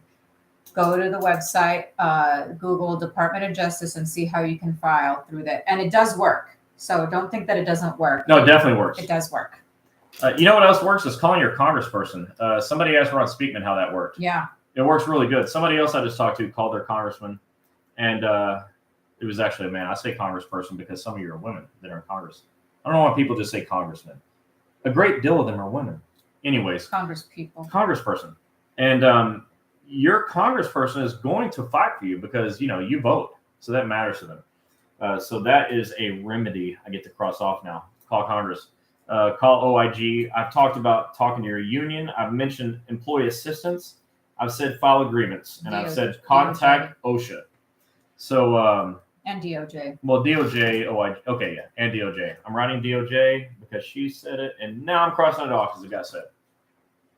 Okay. Hold on. We're almost done. We're actually in the second hour now. Those of you that are hopping on, anybody new, welcome to Wednesday Night Chats with Chris and Gini. Share. Share. Don't forget to share. We are also live on YouTube. So go and like us, subscribe, and follow whatever the button is there. Yeah. Push all the buttons. Push them all. Well, no, just like click them. Push all the buttons. So unless you have a touch screen, don't push it.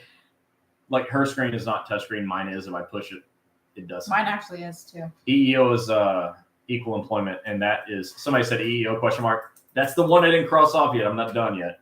So EEO is a thing too. So welcome those of you that are just hopping on. We're doing a 2-hour special. We already covered the first half. Of what? Woodshed night. Woodshed night, taking management behind. Where there's 2x4s, like some of them are splintered. They're definitely chopped up. A hammer, a saw drill. No, just 2x4s. Hammer, saw drill. No, hammer, saw drill. That's like a freaking horror story. It's not Chainsaw Massacre. It's Woodshed night.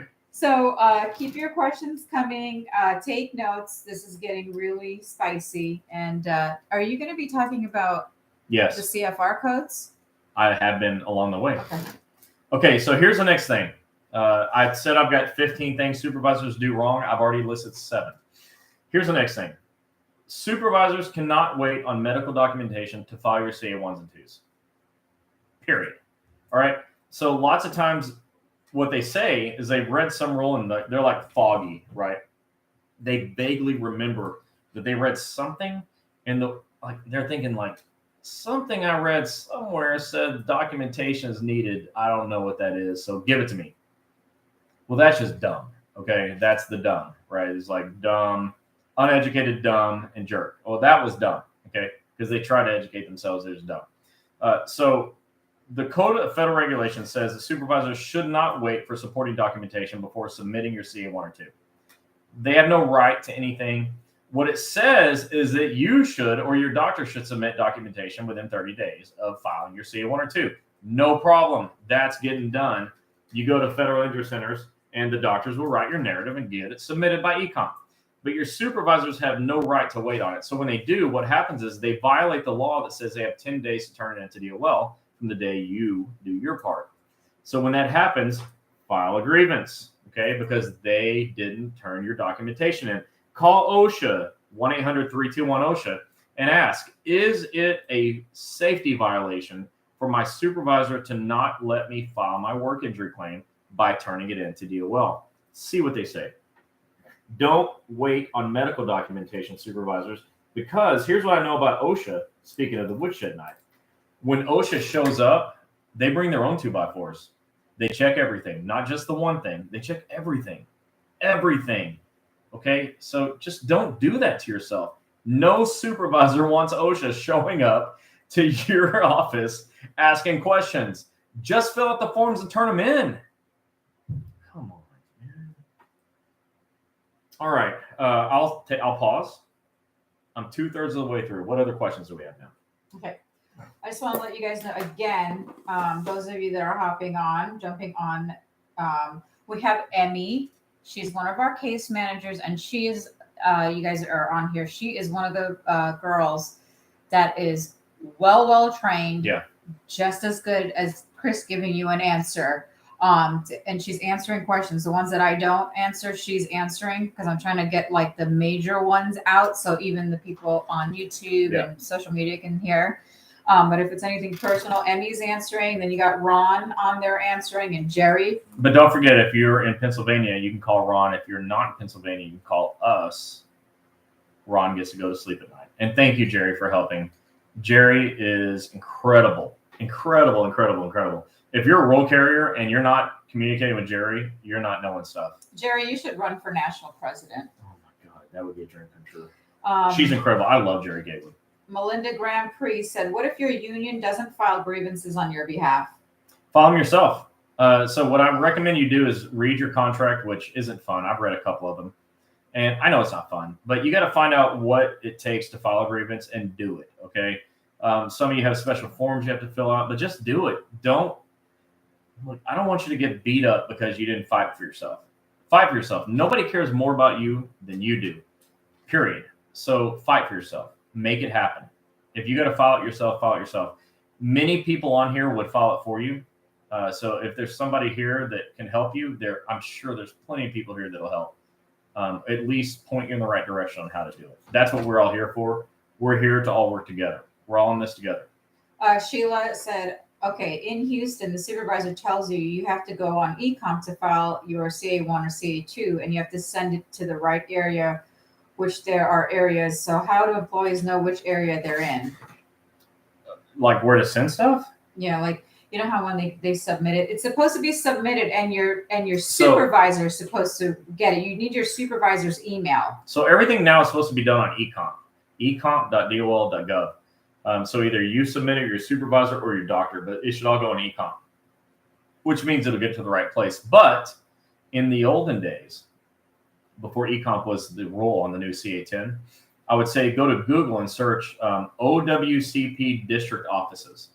And then from there, you'll get a link, you'll click, and you'll see a map, and you can click on your state, and you'll have a phone number you can call. So there's always that too.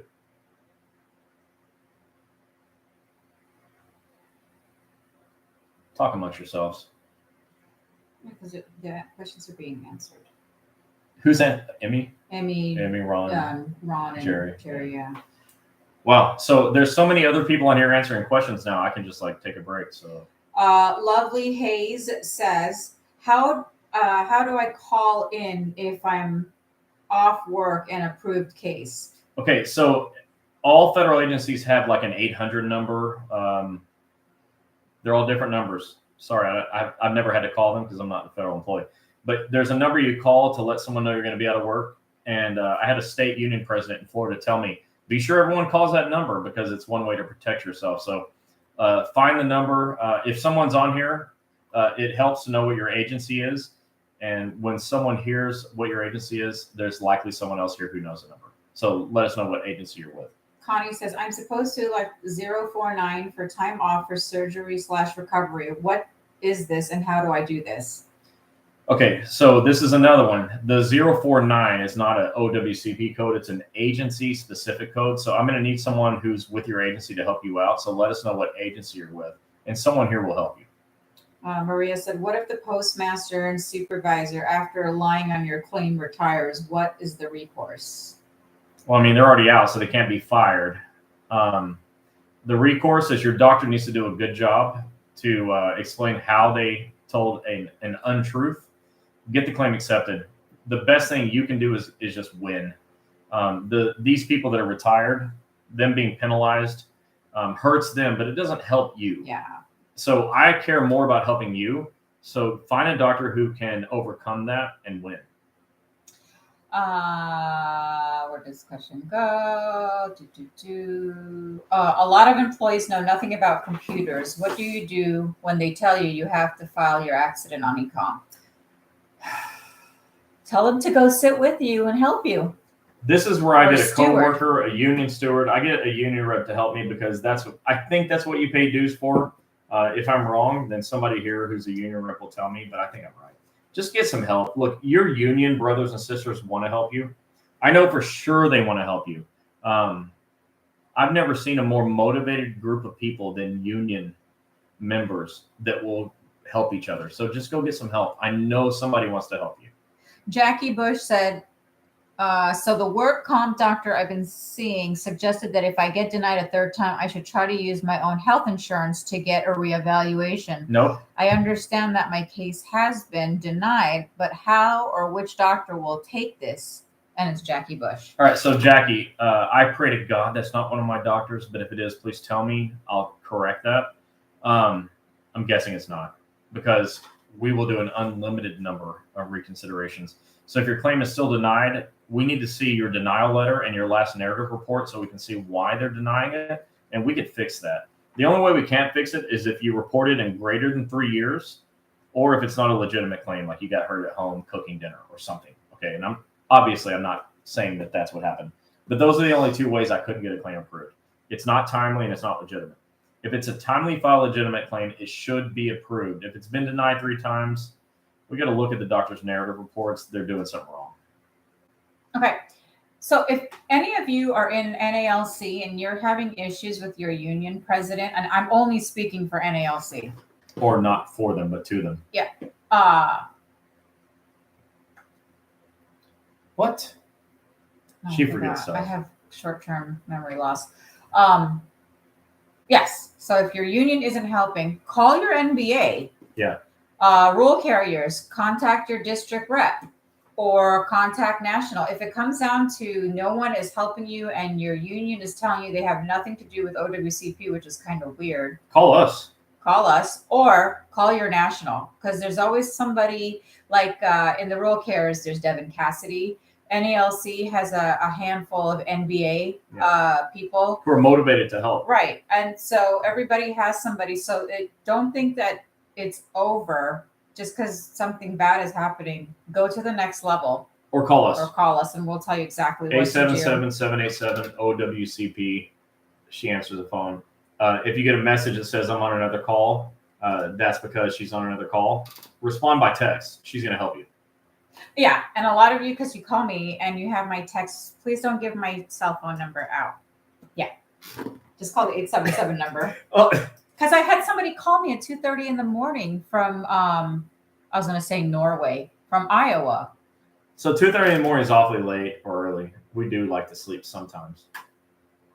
Yeah, 2:30 in the morning. Christina. Hi, Christina, TSA. Oh, what's up? From Tampa? Yeah. All right. Christina said, I help my coworkers whenever possible, even on my own time. But eComp is a very simple website, too. Yeah, she's right, man. eComp is... So I don't know. I think OWCP might have been messing with people by saying, oh, you got to use your computer. But actually, it's super helpful because all your documents are stored there. I like eComp. I want to file something on it. I'm not sure what I want it to do more. To file an eComp or file a grievance. So I'm not going to give my cell phone number out. I'll give you the 877 number because, tomorrow I'm going to wake up and there's going to be like 1,000 messages and stuff like that. 877-787-6927, which is OWCP. And that goes to her cell. So, look, obviously, you all understand why we're not putting her cell number out, for the world, because we're going to get like 10 million people in China calling her. Maria said, I asked the union to invite you to our meeting. Can I say I didn't like the answer? It's okay. Not everyone's going to want us to come. And we understand. I could do an entire hour. No, we don't understand. We know why. We don't like it. Yeah. So we understand. I could do an entire hour on why someone would not invite me, but ultimately their reasoning would be flawed. What's happened is, I'm just going to address it. There was a group before us called Team Work Ready. If you've heard of Team Work Ready, hit the mad face because they don't deserve anything but mad faces. So if you've heard of Team Work Ready, just like blow up your mad face button. If you haven't, there's a mad face. There's a bunch of mad faces. Yeah. If you haven't, ask your union why they're not inviting us to teach, because the chances are is that they were burned by Team Work Ready, who committed fraud in every way possible. In fact, we have a compliance manual. All of our doctors, just keep hitting the mad faces. Don't stop hitting mad faces. It actually is like those mad faces are the theme song to this story. So we have a compliance manual. All of our officers are required to read. And there's a section in there that's called federal enforcement, or, for the Department of Justice. And they're required to read, among other things, what Team Work Ready did wrong. Okay. And what Team Work Ready did wrong was basically all in the category of common sense. And, such assholes. Okay, look, what they did was they set OWCP back decades. Because of all the crap they did, now your union reps don't want to work with people like me who have just you at my heart, okay? It's so hard for unions, and I don't blame them, okay? Like, they were burned. They were burned bad. They were lit on fire like a California forest fire in the summertime, okay? That's what Team Work Ready did to unions. They lit everything on fire, and they destroyed OWCP. And so now people like me, which, by the way, there's nobody like me, but we're trying to get in there and help, and just help. And we have done everything we can to make it clean and, fun and what like relaxing or whatever your union people need. Compliant, compliant. And so you all know that we're compliant. We don't ask for money from anybody ever, period. Our doctors make all their own medical decisions, not me, because I'm not one. And we don't bill anything that didn't happen. If you didn't show up, we don't say you did.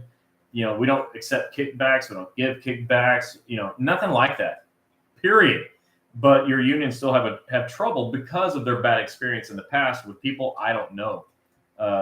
Again, anyways, I could go on a rant. I could spend an hour on Teamwork Ready. In fact, I should go visit them in like the Houston prison, which is probably where they're at, just to tell them thanks, assholes. Because now, because of you, people aren't getting help because everyone else is scared to get the help. Don't be scared to get the help. I'm going to read something from Dr. Cooper. He is our Phoenix City and Atlanta Forest Park doctor. And we love Dr. Cooper. He said, I sent this earlier, but I hope this helps. Schedule awards are awesome, but you need to be at MMI. I'm getting a lot of calls and noticing that the diagnosis many people have are minor and will be a low impairment rating. Yeah. When I see this, we spend more time getting a proper diagnosis. The one I have now, the difference is 7% impairment, which is huge. That's a big difference. Doctors who want to help will take the time to make sure you weren't underdiagnosed to get the claim accepted, but it hurts you in the end. So take note of that, guys, what he said. Yeah. And Dr. Cooper, thanks for being on. I should have said that. The teamwork or anything really throws me off. I know. You want to see me get pissed off? Let me sit in my desk where I'm at right now. I'm above the desk. And walk into my office and say Teamwork Ready. Anyways. You can get a CA7 and fill them out, but you cannot turn them in until your claim is accepted. Right. And again, you must attach. A lot of you are messaging me and calling. I got my CA7 denied because you need to attach those 4 things. Not that we know that it's 100% accurate, but the people that have been doing it have been getting their CA7s approved. Sheila said, the 2 men you're talking about at Teamwork Ready is serving their 55 years. They're friends of mine. Sheila, if that offended you, I promise you that wasn't my intent.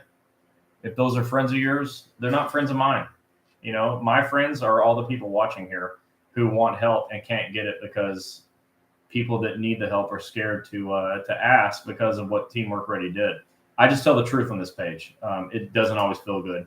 Not that you are offended, but if you are, I apologize in advance. You're not one of them. So I just leave it at that. Melissa, you can fill out your CA7s, but you cannot send them or e-comp them to DOL till your claim is accepted because they will send it back and tell you that it's denied. Yeah. All right. I got more stuff here. I know. We're never going to get through woodshed night. Look, I could just ignore that I have like 7 more things here, but there's a lot of stuff here I need to get to. Francis Locke said, what happens if our orthopedic doctor who was originally working with other doctors to get on board, trained with federal interest centers, decides not to work with this company to get my case approved? I mean, I have been going for treatment for months with a chiropractor who is aligned with this company. That's really vague. I'm not sure what you're talking about, but send us a message. We'd be happy to help, but we don't have orthopedic surgeons in the franchise. We just help orthopedic surgeons help you. So I'm not sure who you're referring to, but I'd like to know. Anything else? I turned in my CA7s in before it was approved. Well, it was approved, then closed and reopened, then approved. That sounds like a roller coaster, but I'm glad it's closed, reopened, and now approved. That's good. That just ends up sounding really good. Okay, so I've got a few things more supervisors doing wrong. It's just important that you all know and that they know. Again, they're probably not watching, so let them know. CA17s, supervisors, what comes first, A or B? Help them out. C. No, seriously, help them out. They don't know. A. A comes before B. So the CA17 is divided in half. Side A says supervisor. Side B says physician. It has to start with the supervisor at the agency, okay?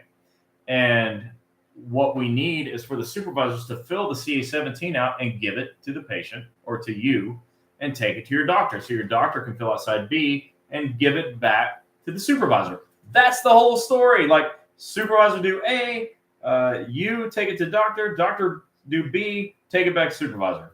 4 steps, the end. Well, supervisors say I don't have to do that.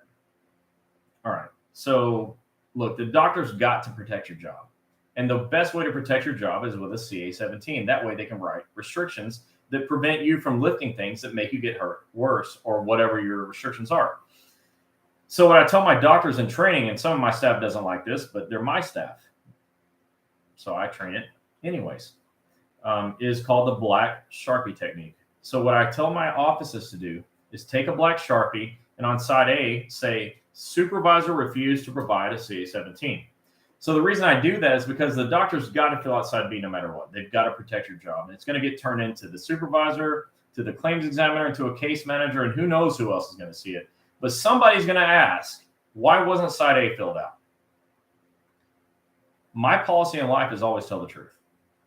So the truth is the supervisor refused to provide a CA-17.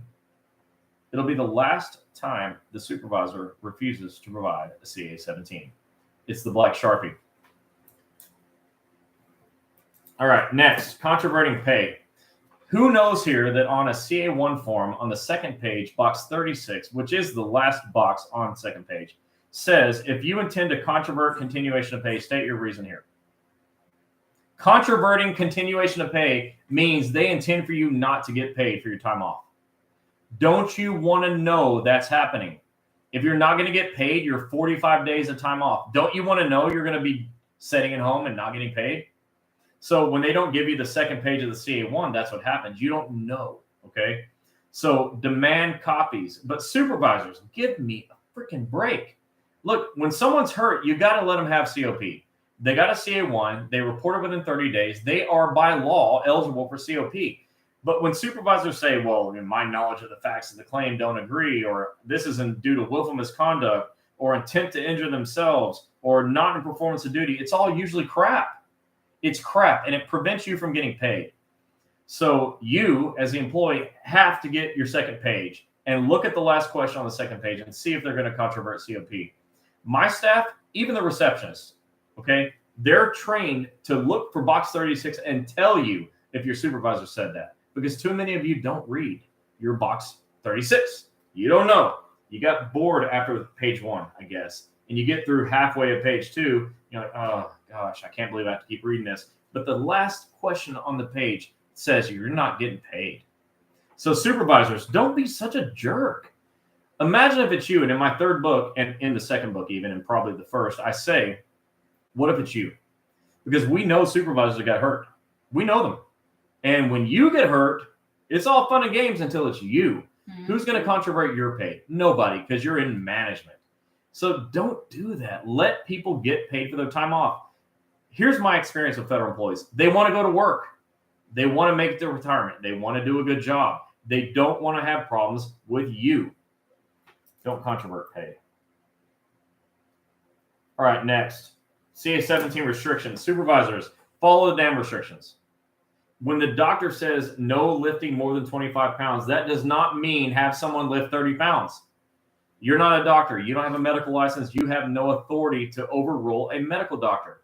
You've got to follow the restrictions. And when you can't, your employee should go home, should not go to work, should tell their doctor that this is happening. They should probably be taken off of work, because what you're going to do is get them hurt. Okay? So if you're the employee who the supervisor is not following your restrictions, you need to call OSHA, because that is damn sure a safety violation, because you're not safe if you're lifting 50 pounds when your doctor says you can only lift 20. You need to contact employee assistance, because maybe your supervisor can get talked to by a counselor. I don't know. And file a grievance, because you're going to get hurt. Supervisors, you're going to get hurt, okay, because you're going outside of you're not staying in your lane. Let's stay in your lane. You're not a doctor. Your whole job is to just follow the restrictions. Follow restrictions, jerk. Yeah, Kimberly Aaron said they don't care. Well, that's why I say they don't care. I agree. That's why I say contact OSHA, 1-800-321-OSHA, and say, my claim's accepted. My doctor wrote restrictions. My supervisor won't follow my doctor's medical restrictions. Is that a violation of safety? Yes. 1-800-321-OSHA. So I have 4 more things, but I'm going to let you ask some questions. There isn't any. What? They're just listening. No more questions? Not yet. Freaking great. Okay. All right, I'm going to skip around on these last 4 because I kind of added these at the last minute. All right, CA2As. So there's a thing called a notice of recurrence. Many of you have an injury that was approved and it got better, and then later on it got worse. Like it came back. Your supervisors almost always say you need to file a recurrence, a CA2A. Don't do that yet. Supervisors don't tell people to file a recurrence. You're not a doctor. You don't know what's wrong with them. So I use this all the time. I have 2 blown out ACLs that are totally reconstructed. If the ACL goes like this, there's a PCL that goes behind it in the knee. If my knee's hurting, how do I know which one of these ligaments it is? I have an ACL injury. When my knee hurts, I don't know if it's a PCL or not. The same goes for you. Like the shoulder's got all kinds of stuff going on. The hips have tons of stuff going on. The spine has, disc, ligaments, tendons, muscles. There's all kinds of stuff happening in there. So don't automatically file a recurrence. Go to your doctor and find out what's up. Get some more imaging, get an evaluation from your doctor, and make sure it's not the same thing. If it's the same thing as before, file a recurrence, a CA2A. If it's not, you're going to file a new CA1 or a new CA2, depending on how your injury happened. But supervisors, don't just tell people to file a 2A. The vast majority of 2As get denied because they're not 2As. They're new stuff. So stop telling people that. Don't tell people to file a CA2A. Supervisors, tell your people to go to the doctor and find out what's wrong. And then act according to what the doctor recommends. CA1, CA2, or CA2A. It could be either one. But we got to see what the doc says. Anything else? Melinda said, what can I do about them having me do clerk work when I'm a CCA? Well, okay, look, if they're giving you work that you can clock in and do, go do it. What's happening is you're a CCA and, they may not want you to be a clerk, but that's the clerk's issues with your union, you just got to do what you got to do. I understand that the unions sometimes butt heads, and I don't take sides. I love you all. But when they give you work to do, you got to do it. I would say to the other unions, the other crafts, take it easy. Imagine if it's you and you just want to clock in. I think all 4 postal unions should find a way to work together, because carriers get assigned clerk jobs. Handlers get assigned clerk jobs. Clerk jobs get assigned desk jobs. Like janitors get this and carriers get that. Just take a break. You're all trying to just get paid and get through the next day. That's my position on it. I respect unions, so I understand you all have to fight for your craft, and I hope you will fight to the fullest extent. But just understand that the other crafts are struggling like you are, and sometimes you're going to have to help out a little bit, I think, because management is winning as long as the 4 of you are fighting against each other. Carol says, is it just as bad when management won't work you when there is plenty of available work within your restrictions? Well, that is. That's an EEO claim. So now I'm scratching this off. Let's say that you've got a claim and, your doctor's written restrictions and your manager can find a job for you and they refuse to. Are they treating you fairly? Look, you're now a protected class. You have technically, through the federal world, a disability. You're disabled from the job you were doing. But they can write restrictions. So you need to call EEO and find out, because they have counselors that they'll let you talk to, and ask, is this a violation? Are they treating me unfairly? Do I have an equal employment opportunity claim? That's where I would go next. Renee Marie said, Francis Locke, like I said, that elite orthopedic group in Brevard County, I don't know who they are. We don't know any. They may be great, but we don't know. Yeah, we don't know the orthos. And we don't promote offices. We didn't train. No offense to them. It's just I'm here for you, not them. And if I didn't train them, there's a real good chance they're not going to do a good job for you. Okay, Renee said, have you determined a way to make the CA-17 more accurate? When management fills it out, they put things for RCAs for 1 to 3 days, 8 hours a day, but with the position you can work 1 to 7 days a week, 2 to 12 hours plus, and figuring out how long you're doing any single thing nearly impossible. When management gives a low number, the doctor says, yes, you're cleared to go to work, and then management puts you in for double or more and endangers the employees because they were cleared to work by the doctor. I'm going to stop you. That was it. Oh, I stopped her at the end. All right. So look, if your manager, regardless of your position, if they write something in side A that is not correct, take it to your union and have a union rep go to your manager and say, fix it. Your doctor relies on the manager putting accurate information so that they can accurately write restrictions. Don't allow a CA-17 to go to your doctor with inaccurate information without first going to your union and getting help. Your union is motivated to help you have the right information on that side A, because everyone's going to have that problem. If you're having the problem, they're all going to have the problem. So take it to your union, get a rep to help you. Your union reps, by and large, are motivated to help. Okay, so I have a couple more things here I want to deal with, and I'm going to, anyways, demands to pay back COP. So many of you get a letter from your agency saying you got, out of 45 continuation of pay days, you took X number of days, all the way up to 45. Your claim's not approved, so you owe our money back. We want our COP back. So imagine you're somebody that got 45 days of time off, your claim's denied, your agency says, pay us back. Who's got 45 days in their bank account ready to pay? Not me. No, like I know people that said I put it in there just in case. Well, I'm glad you're able to, but most of us can't. Like if someone asked me for 45 days of pay, I'd be in trouble. And most of you would too. So you have appeal rights, and most of you are going to, because you're listening to us, are going to file reconsideration. You have 12 months from every denial to file reconsideration, which means your claim is not finally adjudicated. It's in appeal status, and you can appeal an infinite number of times. So when you get a letter from your agency saying you have to pay back COP, you need to show them proof that you have appealed your claim and that it is not finally adjudicated. You will need help with your union for this, because you should not have to pay back time that ultimately you would not have to pay back because your claim gets approved. Claims get denied all the time. Even we get claims, not get. No, look, I'll be consistent. We get claims denied. But then we're able to read the denial letter, fix it, and get the claim approved. Most doctors won't, right? They'll just say, oh, your claim's denied, you're screwed. Not us, so we get it approved. Well, in that process, you should not have to pay back your COP. That's important, so be sure you're not. I'm going to combine these last two together, so if you have more questions, go ahead and ask them. Because my, like at 4th of July, there's like the grand finale where all the fireworks blow up at once.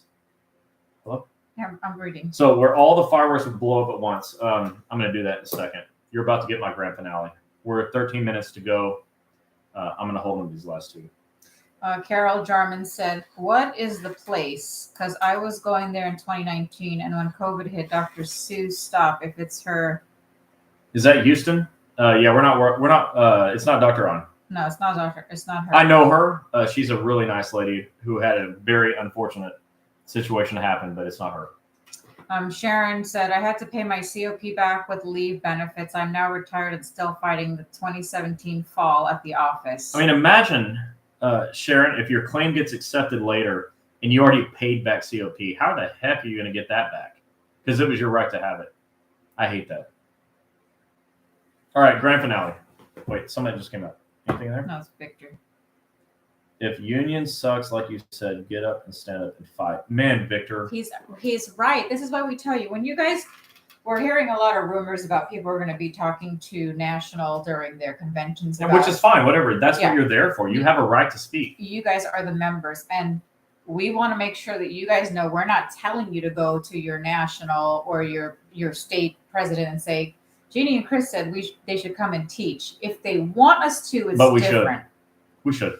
And I'm telling you, this training is, I don't know what to say. All the people that have had the training before, we've upped it a little bit more now. And if you've all had the training and you're on Facebook, hit the love Yeah. button a bunch of times and let people know I if you liked it, if you thought it was any good at all.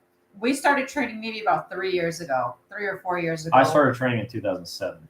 Well, no, to unions. No, in 2007, I was training local unions. Um, I've been training unions since 2007. I've never had bad results. Everyone that I train understands, gets claims accepted. People that don't get trained, you suffer. And it's not fair. You shouldn't have to suffer.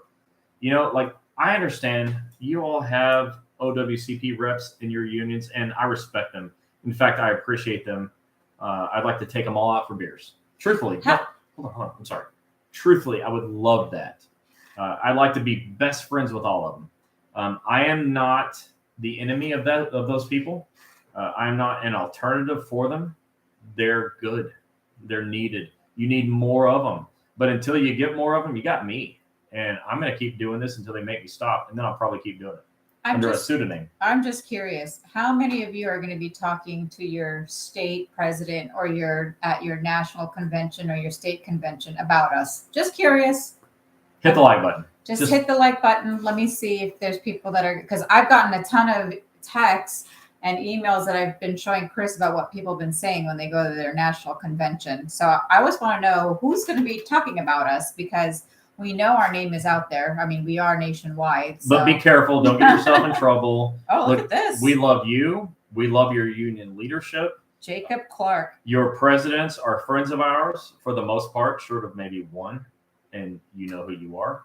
But like, we love and respect the unions, and so much. Like, I'm telling you all the time, go join the union, go get involved with the union, go get help from the union. I understand that I have a place and they have a place.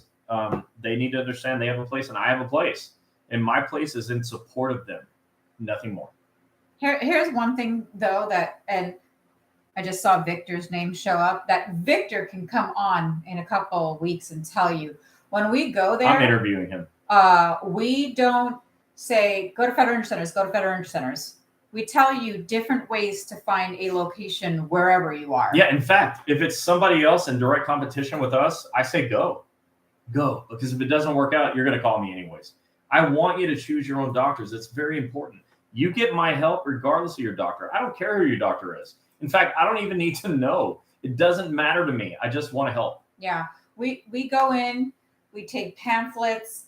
Chris, he goes over all the important forms that you will need to know and understand while you are working with USPS or AFG or any other agency. And by the time he's done, we get so many people. We get a lot of presidents that come to us and say, wow, that was a great presentation. Like the last one we just did in Illinois. I mean, we had so many people that Chris didn't even know, even from that's running for national, that came up and said, wow, that was a great presentation. We need more of this. So all we're there is just training you on what to do when you get injured. Nothing else. We're not telling you, hey, go to federal injury centers. We don't do that at all. Don't even care. Yeah. Like, that's up to you, whatever. Now, if we're in a state that has federal injury centers clinics, we'll just bring brochures. And we bring Wednesday night chats. We bring pens. That's it. We don't say, here's our offices. This is where you need to go. And you got to go. Otherwise, I'm done teaching. None of that. And we still help you. That'd be ridiculous.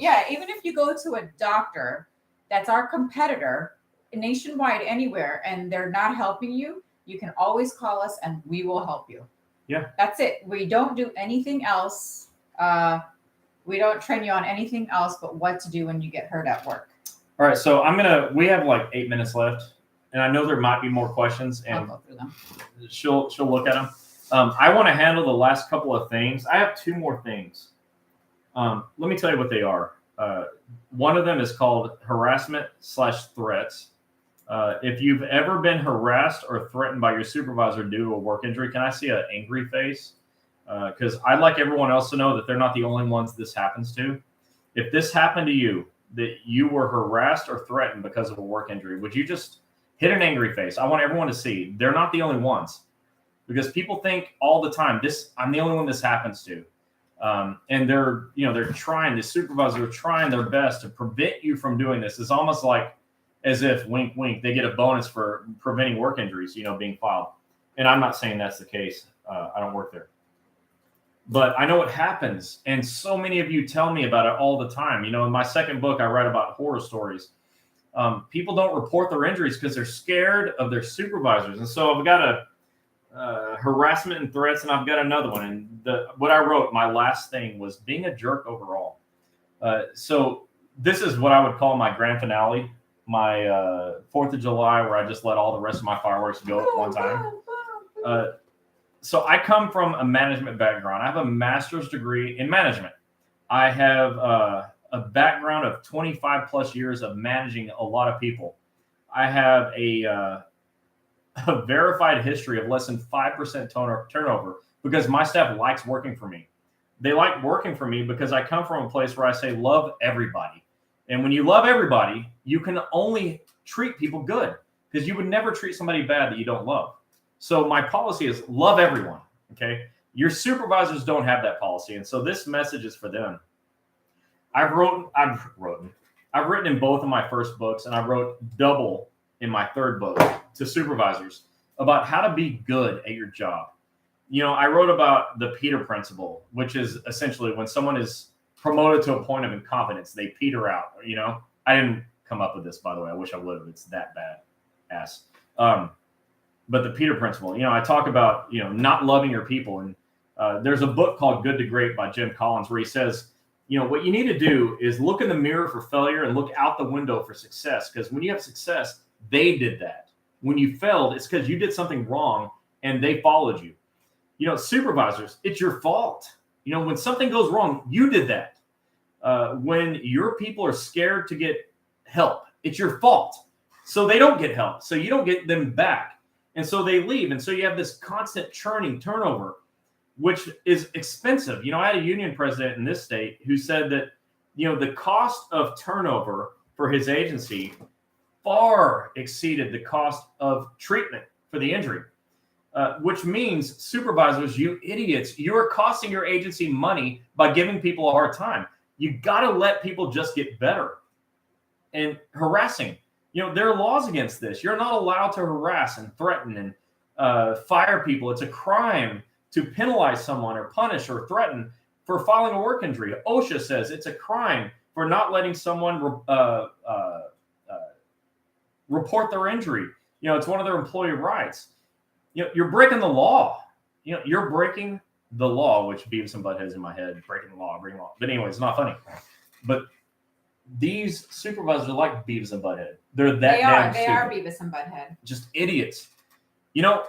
Being a jerk doesn't help you. Like, you can go to your supervisor meeting and go, look at me. Look, I was mean to someone and I made him cry. Well, you're just a jerk. What did you do? You didn't help anybody. You didn't help your agency.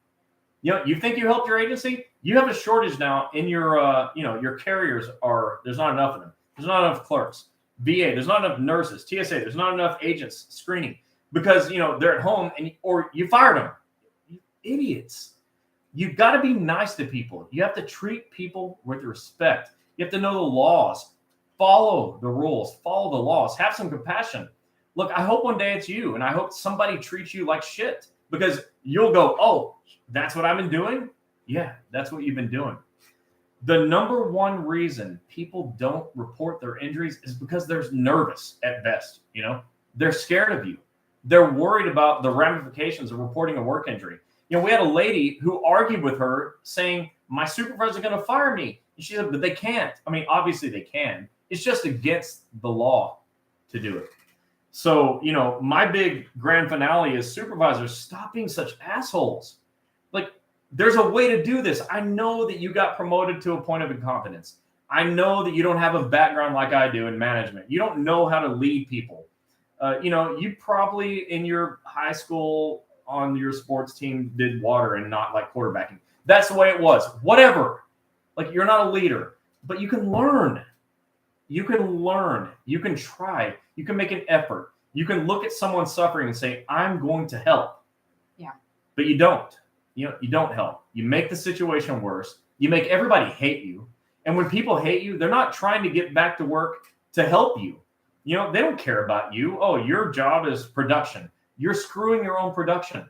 You can't get as many particles out. You can't help as many patients. You can't screen as many passengers. You can't do as many of whatever it is you're trying to do because your people hate you and not showing back up. They're like, you know what? I'm hurt. Screw you.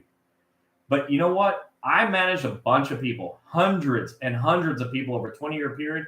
I never have anybody say, I'm not showing back up. They came to work because they were loved. They were loved, and you don't do that, and that's your problem. So I'm going to leave it at that. But for the rest of you, the non-supervisors and my three over here that do love people, those supervisors, remember that wasn't for you.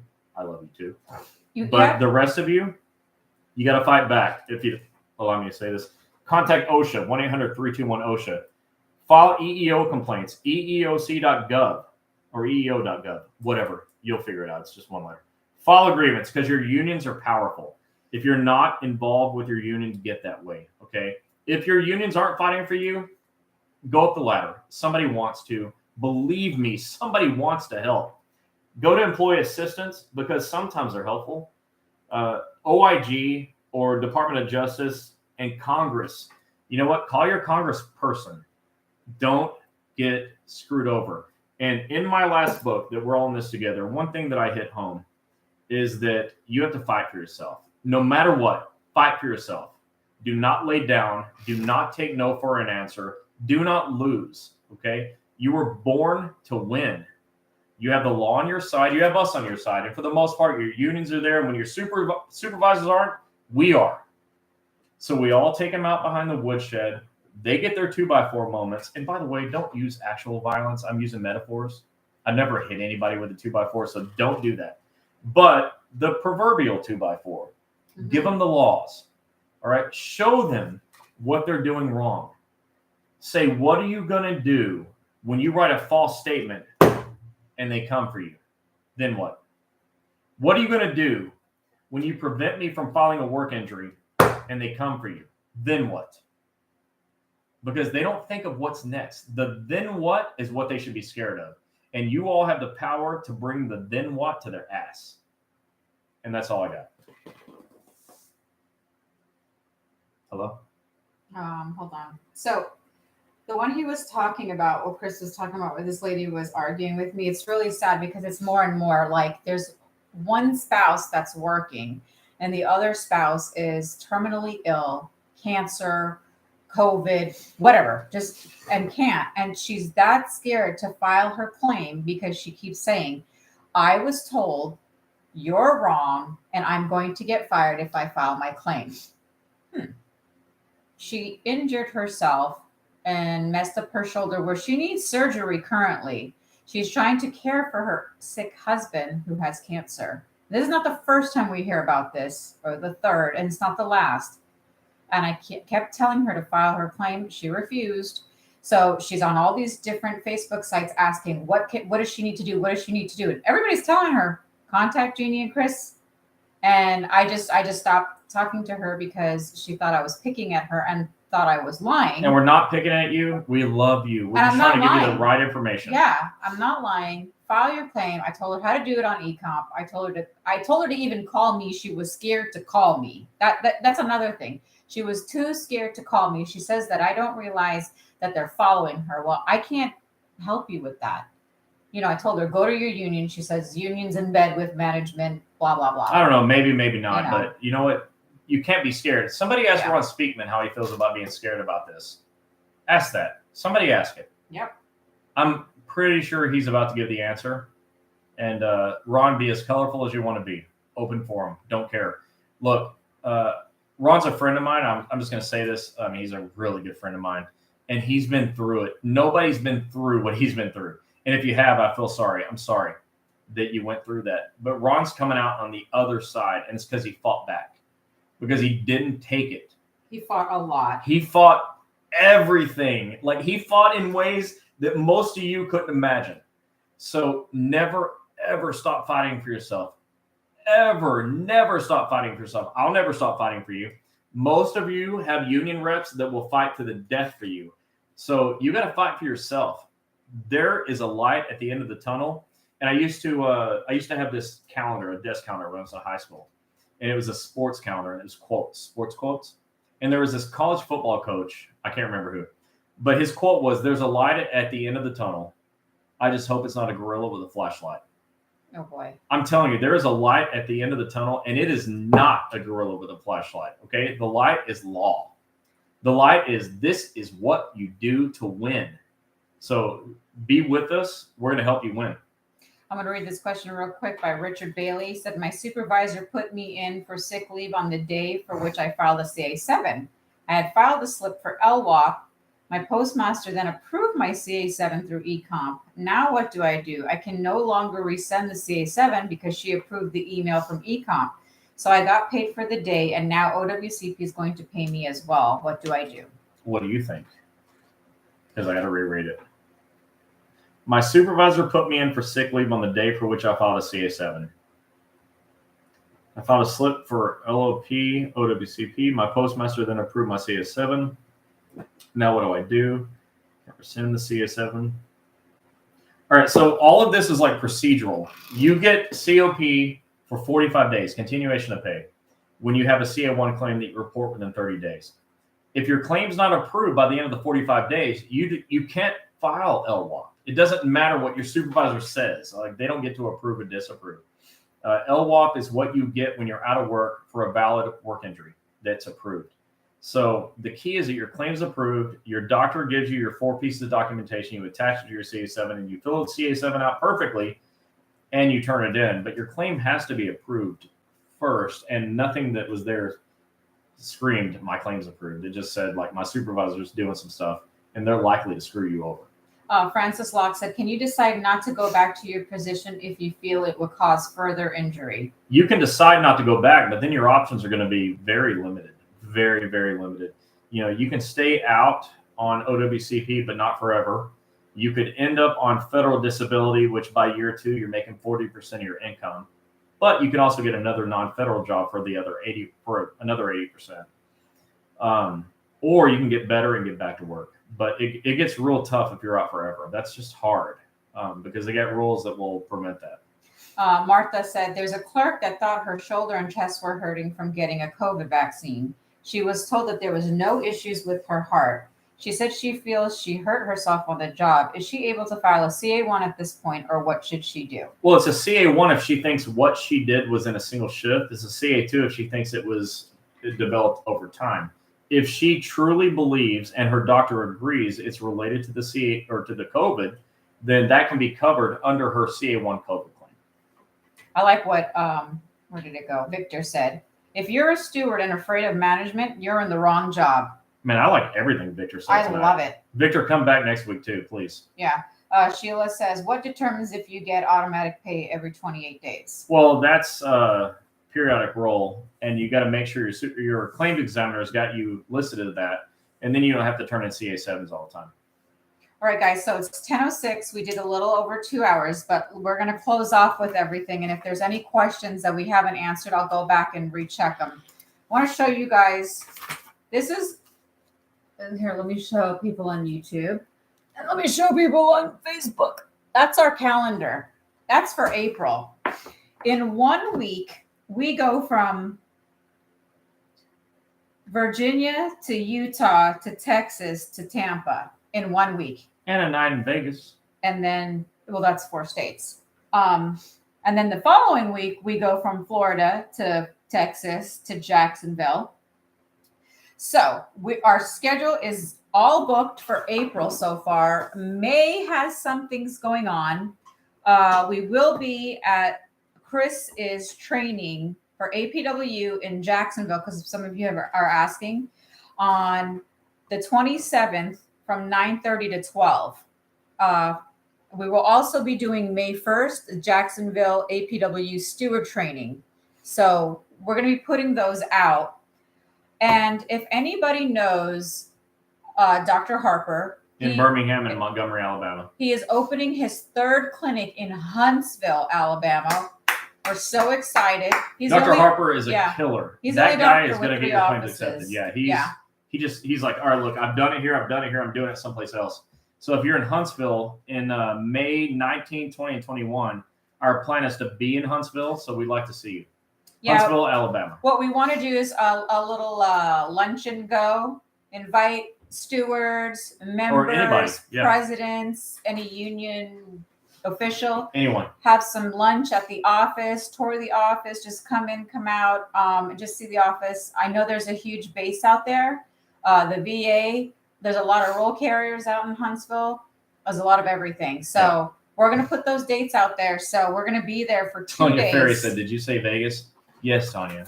I will see you in Vegas. We'll be there for 1 night, but I will not be there and not see you and your husband. So we're open for May still, if anybody needs us to come to their state convention. We're open for June, except the week of June 20th through the 25th. It is the AFGE National Convention that we are going to be going. We don't know if we're going to have a table yet, and if we're training or anything like that. But we'll be there. But we're going to be there to say hi to all of our AFGE people that keep saying, I wish you guys were here in DC. And if you want us there with a table and you want us to teach, let somebody know that has some authority there. Yeah. We'll be happy to do it. I love teaching. And AFGE. And so from June, July, August. Man, we're open during the summertime. Let's go. September, October. Anybody in Puerto Rico that wants some help? So we stopped traveling from November. So we have from May to October 31st for you guys to get us in for your union trainings, your state conventions, and your national conventions. And we'll say yes, as long as we're not already booked those days. We're flying from one place to another place, and before we come home, we're flying to another place, and then we're coming home. So we'll do whatever it takes as long as we're available that day. So this is what you need to do. I just need an email, Gini@federalinjurycenters.com. From a union leader, From like a president. Union official, or if you are a steward and you've discussed it with them and they okayed it, I need them to be CC'd on there as well. Yeah. We don't want to show up and then be get in trouble. Uninvited for being there, because we respect the unions. If you don't mind me saying this, we respect the unions. We never show up when we're not invited officially. When we do show up, we bring the pain. We do everything it takes to get you educated on what you need. And your supervisors don't like it very much. But we don't want to show up without an official invite. So let's make sure it's official so we don't rub anybody the wrong way. We respect your union and we want to handle it, respectfully. Okay. We pay for our own travel. We pay for our own hotel. Nothing comes out of the union's pocket. So yes, we work. This is what we do for a living. So we make our money. So but we have the franchise. Yeah. And if you go there, that's fine. If you don't, we don't care. Yeah. So that's how we get paid, for those of you that are asking. The training is 2 hours long. And it's not a sales. It's not a sales thing. We're not selling Federal Injury Centers. You don't have to go there. We don't care.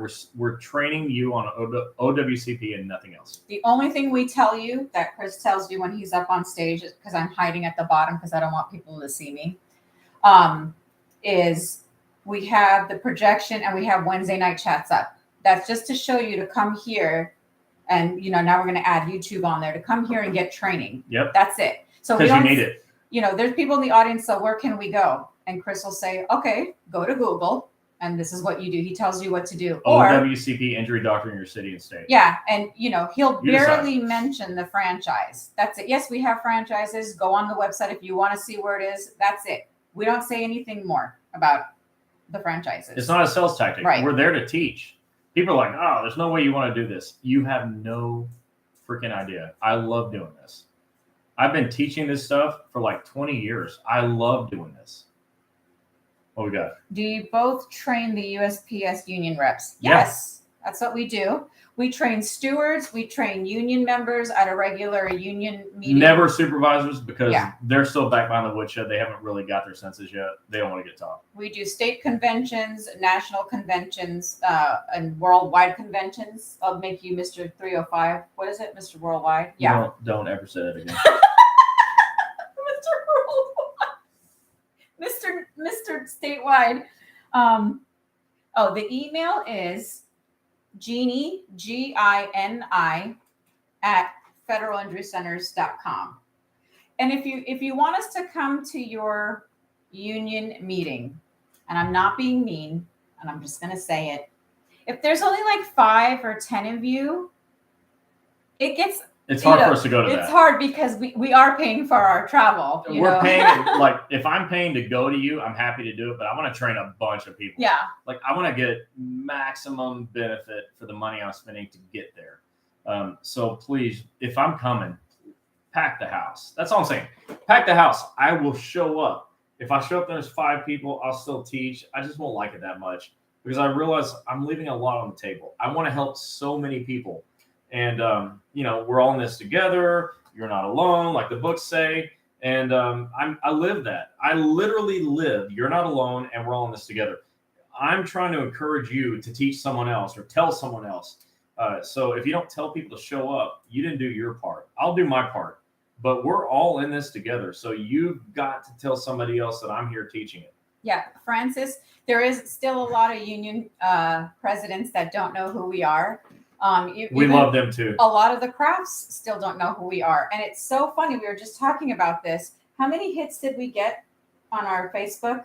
So as of today, 5.8 million in the last 28 days. 5.8 million in the last 28 days. But that's not followers. That's an insane number of people. It's just people that we've reached. It made me ask her, this is the second time I mentioned China. It made me ask her if we got like hacked by China and like all these Chinese people are watching OWCP. I don't think so. And so she went and confirmed that's not what happened. Yeah. So you're all here, which means tell somebody else. Okay, so 5.8 million in 28 days is a lot of people. We are going to be in Virginia Beach for an AFGE training. So if you're with USPS, unfortunately, you cannot come to that. But because we can meet you in our off time. But we can definitely meet. So we will be flying to Virginia Beach on the 19th, and Chris trains. Of April. Yeah, 19th of April. Chris trains on the 20th. We leave on the 21st to Vegas, and right as we land, we drive to Utah to St. George for the Utah Postal Convention, which we don't invite anybody, so you'd have to talk to the presidents there who's allowed to attend, and then we come back home, and then our doggies got to get their shots on April 14th. Our Land O'Lakes office with Dr. Lee, Dr. Suma, and Dr. Kammerer will be doing our open house. Come in your cowboy theme, because they're doing cowboy theme.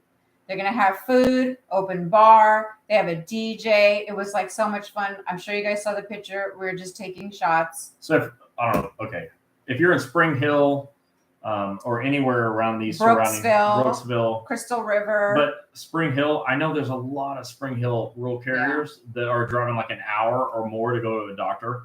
Those days are over. Okay. Land O'Lakes is close. Yeah. So that's where you go if you're in Spring Hill. Don't drive to Clearwater.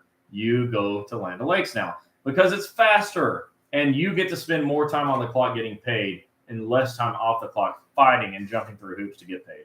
So, Francis, you said your union president said something about y'all being for profit and to not work with federal injury centers. I want to work with federal injury centers because you both seem to know everything there is to know about OWCP and getting cases approved. So, Francis, we do hear that all the time. I'll answer. Go ahead. He wants to answer. We are not a nonprofit corporation. Yeah. To say you're for profit. Okay. So I'm pretty good at stuff. I could do a lot of stuff. I'm well educated. I've got a lot of experience in a lot of stuff. I always say I could go work at Subway and make great sandwiches. But if I'm making great sandwiches at Subway, I don't have time to help you. So yes, we're for profit. Come on. Like this house needs some way to get paid. But we don't charge you out of your pocket. And every doctor you go to that figures it out gets paid. All doctors get paid. They all get paid. Oh, they're for profit. Everybody's for profit. Okay, the post office is for profit. They're making a profit, okay? Even though they say you're not, you are.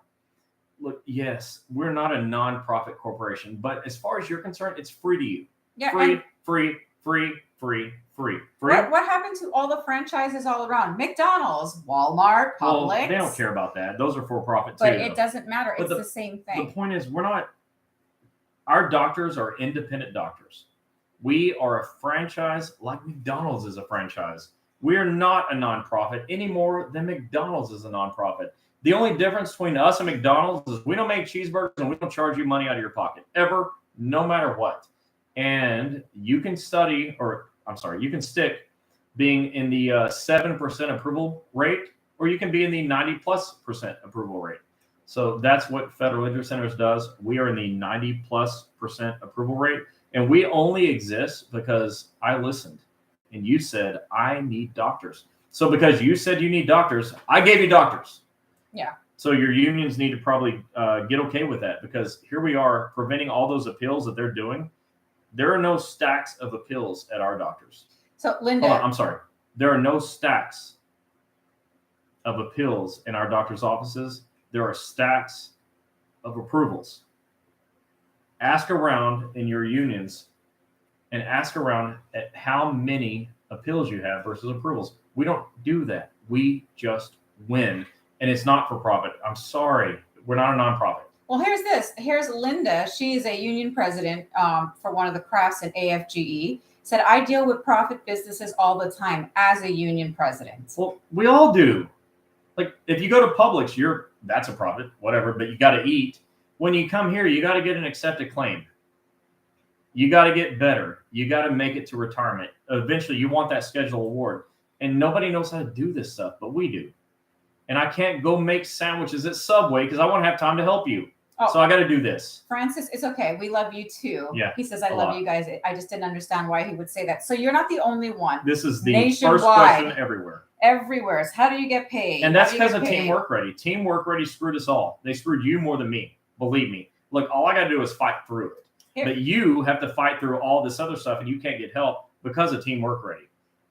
This is what Dr. Cooper said. So a doctor spends 1 to 3 hours writing reports so you can get paid and treated for your profit. Should the clinics who get you approved be paid?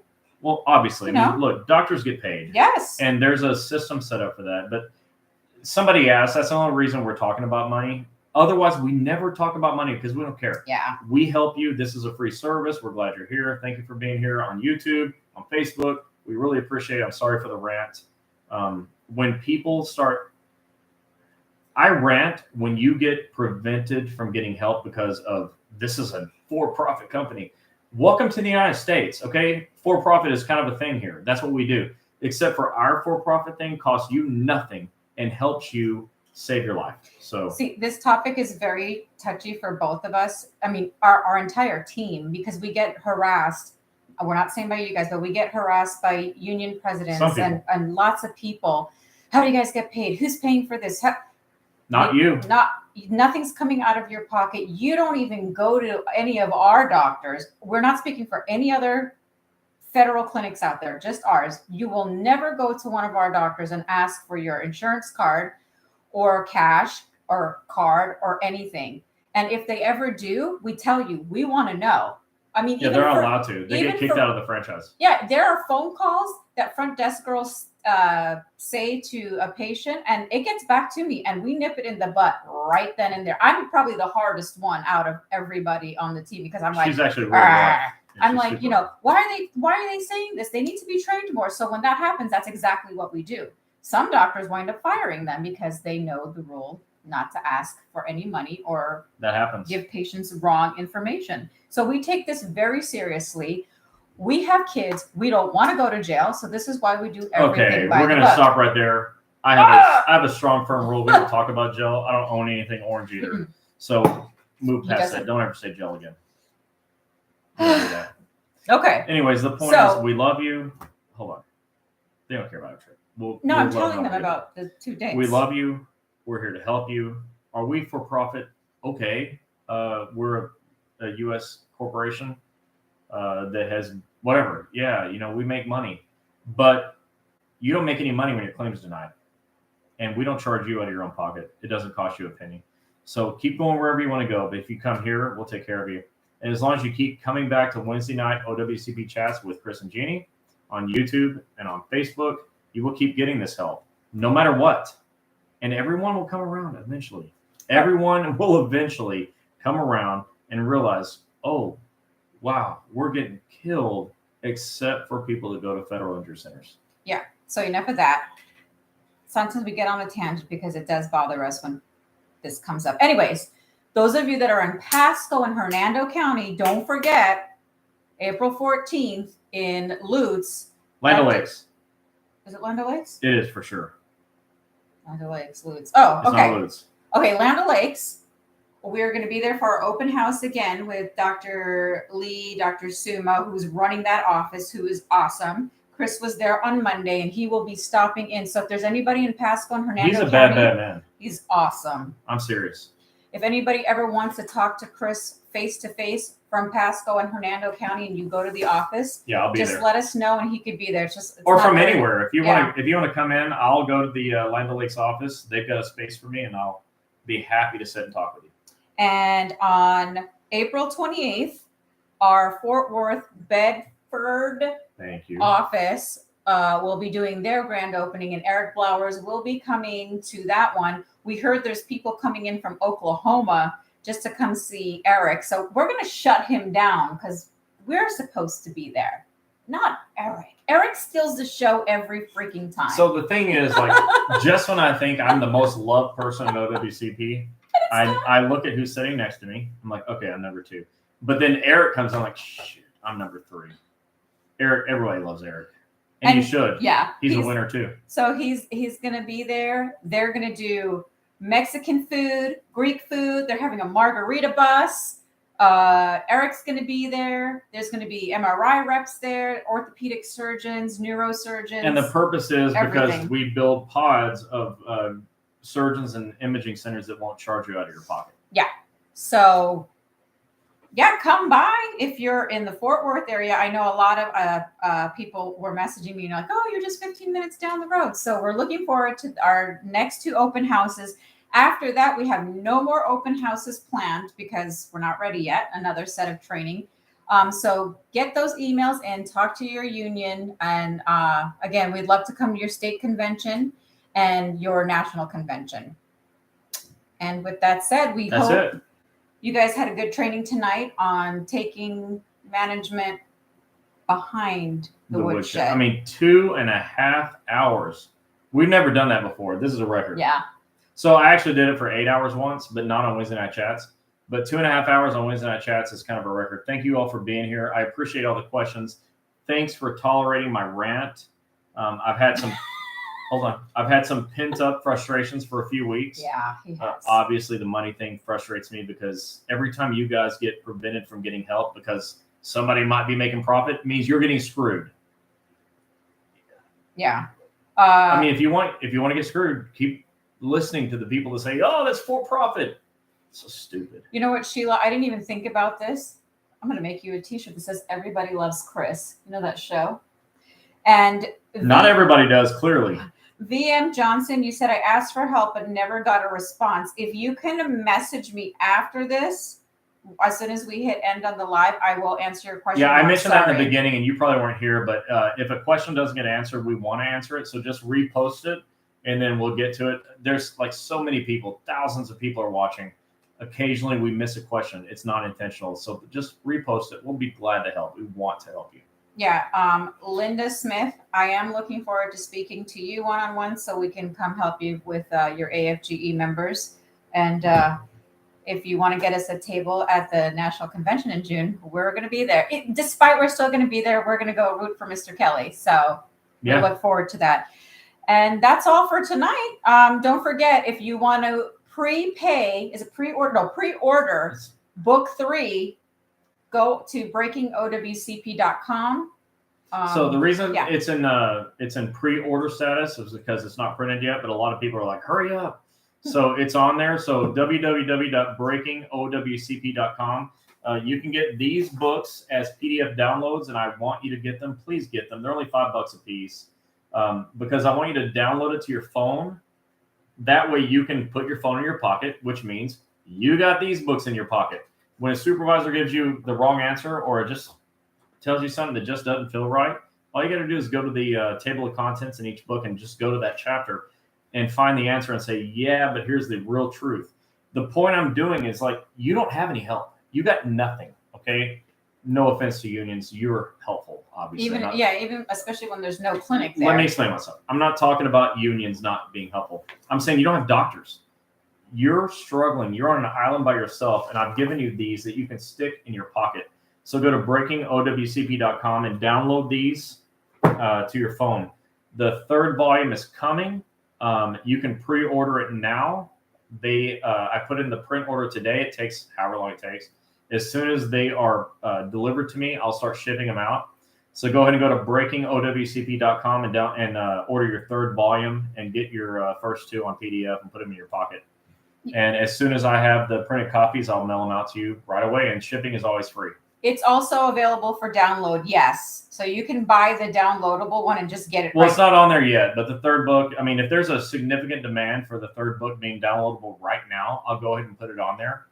But those of you that wanted printed copies to complete your set, which is funny, I never thought of having like a set of books. I'm not famous, in case you're not sure. He is. I'm really not. But I wrote these books and they're good and they're helpful, and I want you to get them because I don't want you to keep getting screwed over. Yeah. Well, guys, we will see you In a lot of different places coming up soon. We will be here on the 13th. So next week? Yeah, we will be here next week. For Q&A, because I'm sure after tonight there's going to be a ton of questions. So we'll do Q&A next week. I want you to bring all your questions, whatever they are, OWCP related. Ask me, and I'll give you the straight answers. Yeah. So we will see you guys next week for Q&A. And with that said, don't forget to share, like, and follow. And on YouTube, don't forget to go click that subscribe button and the little bell to get the notifications when we go live. We'll see you guys next week. Bye. Have a good night.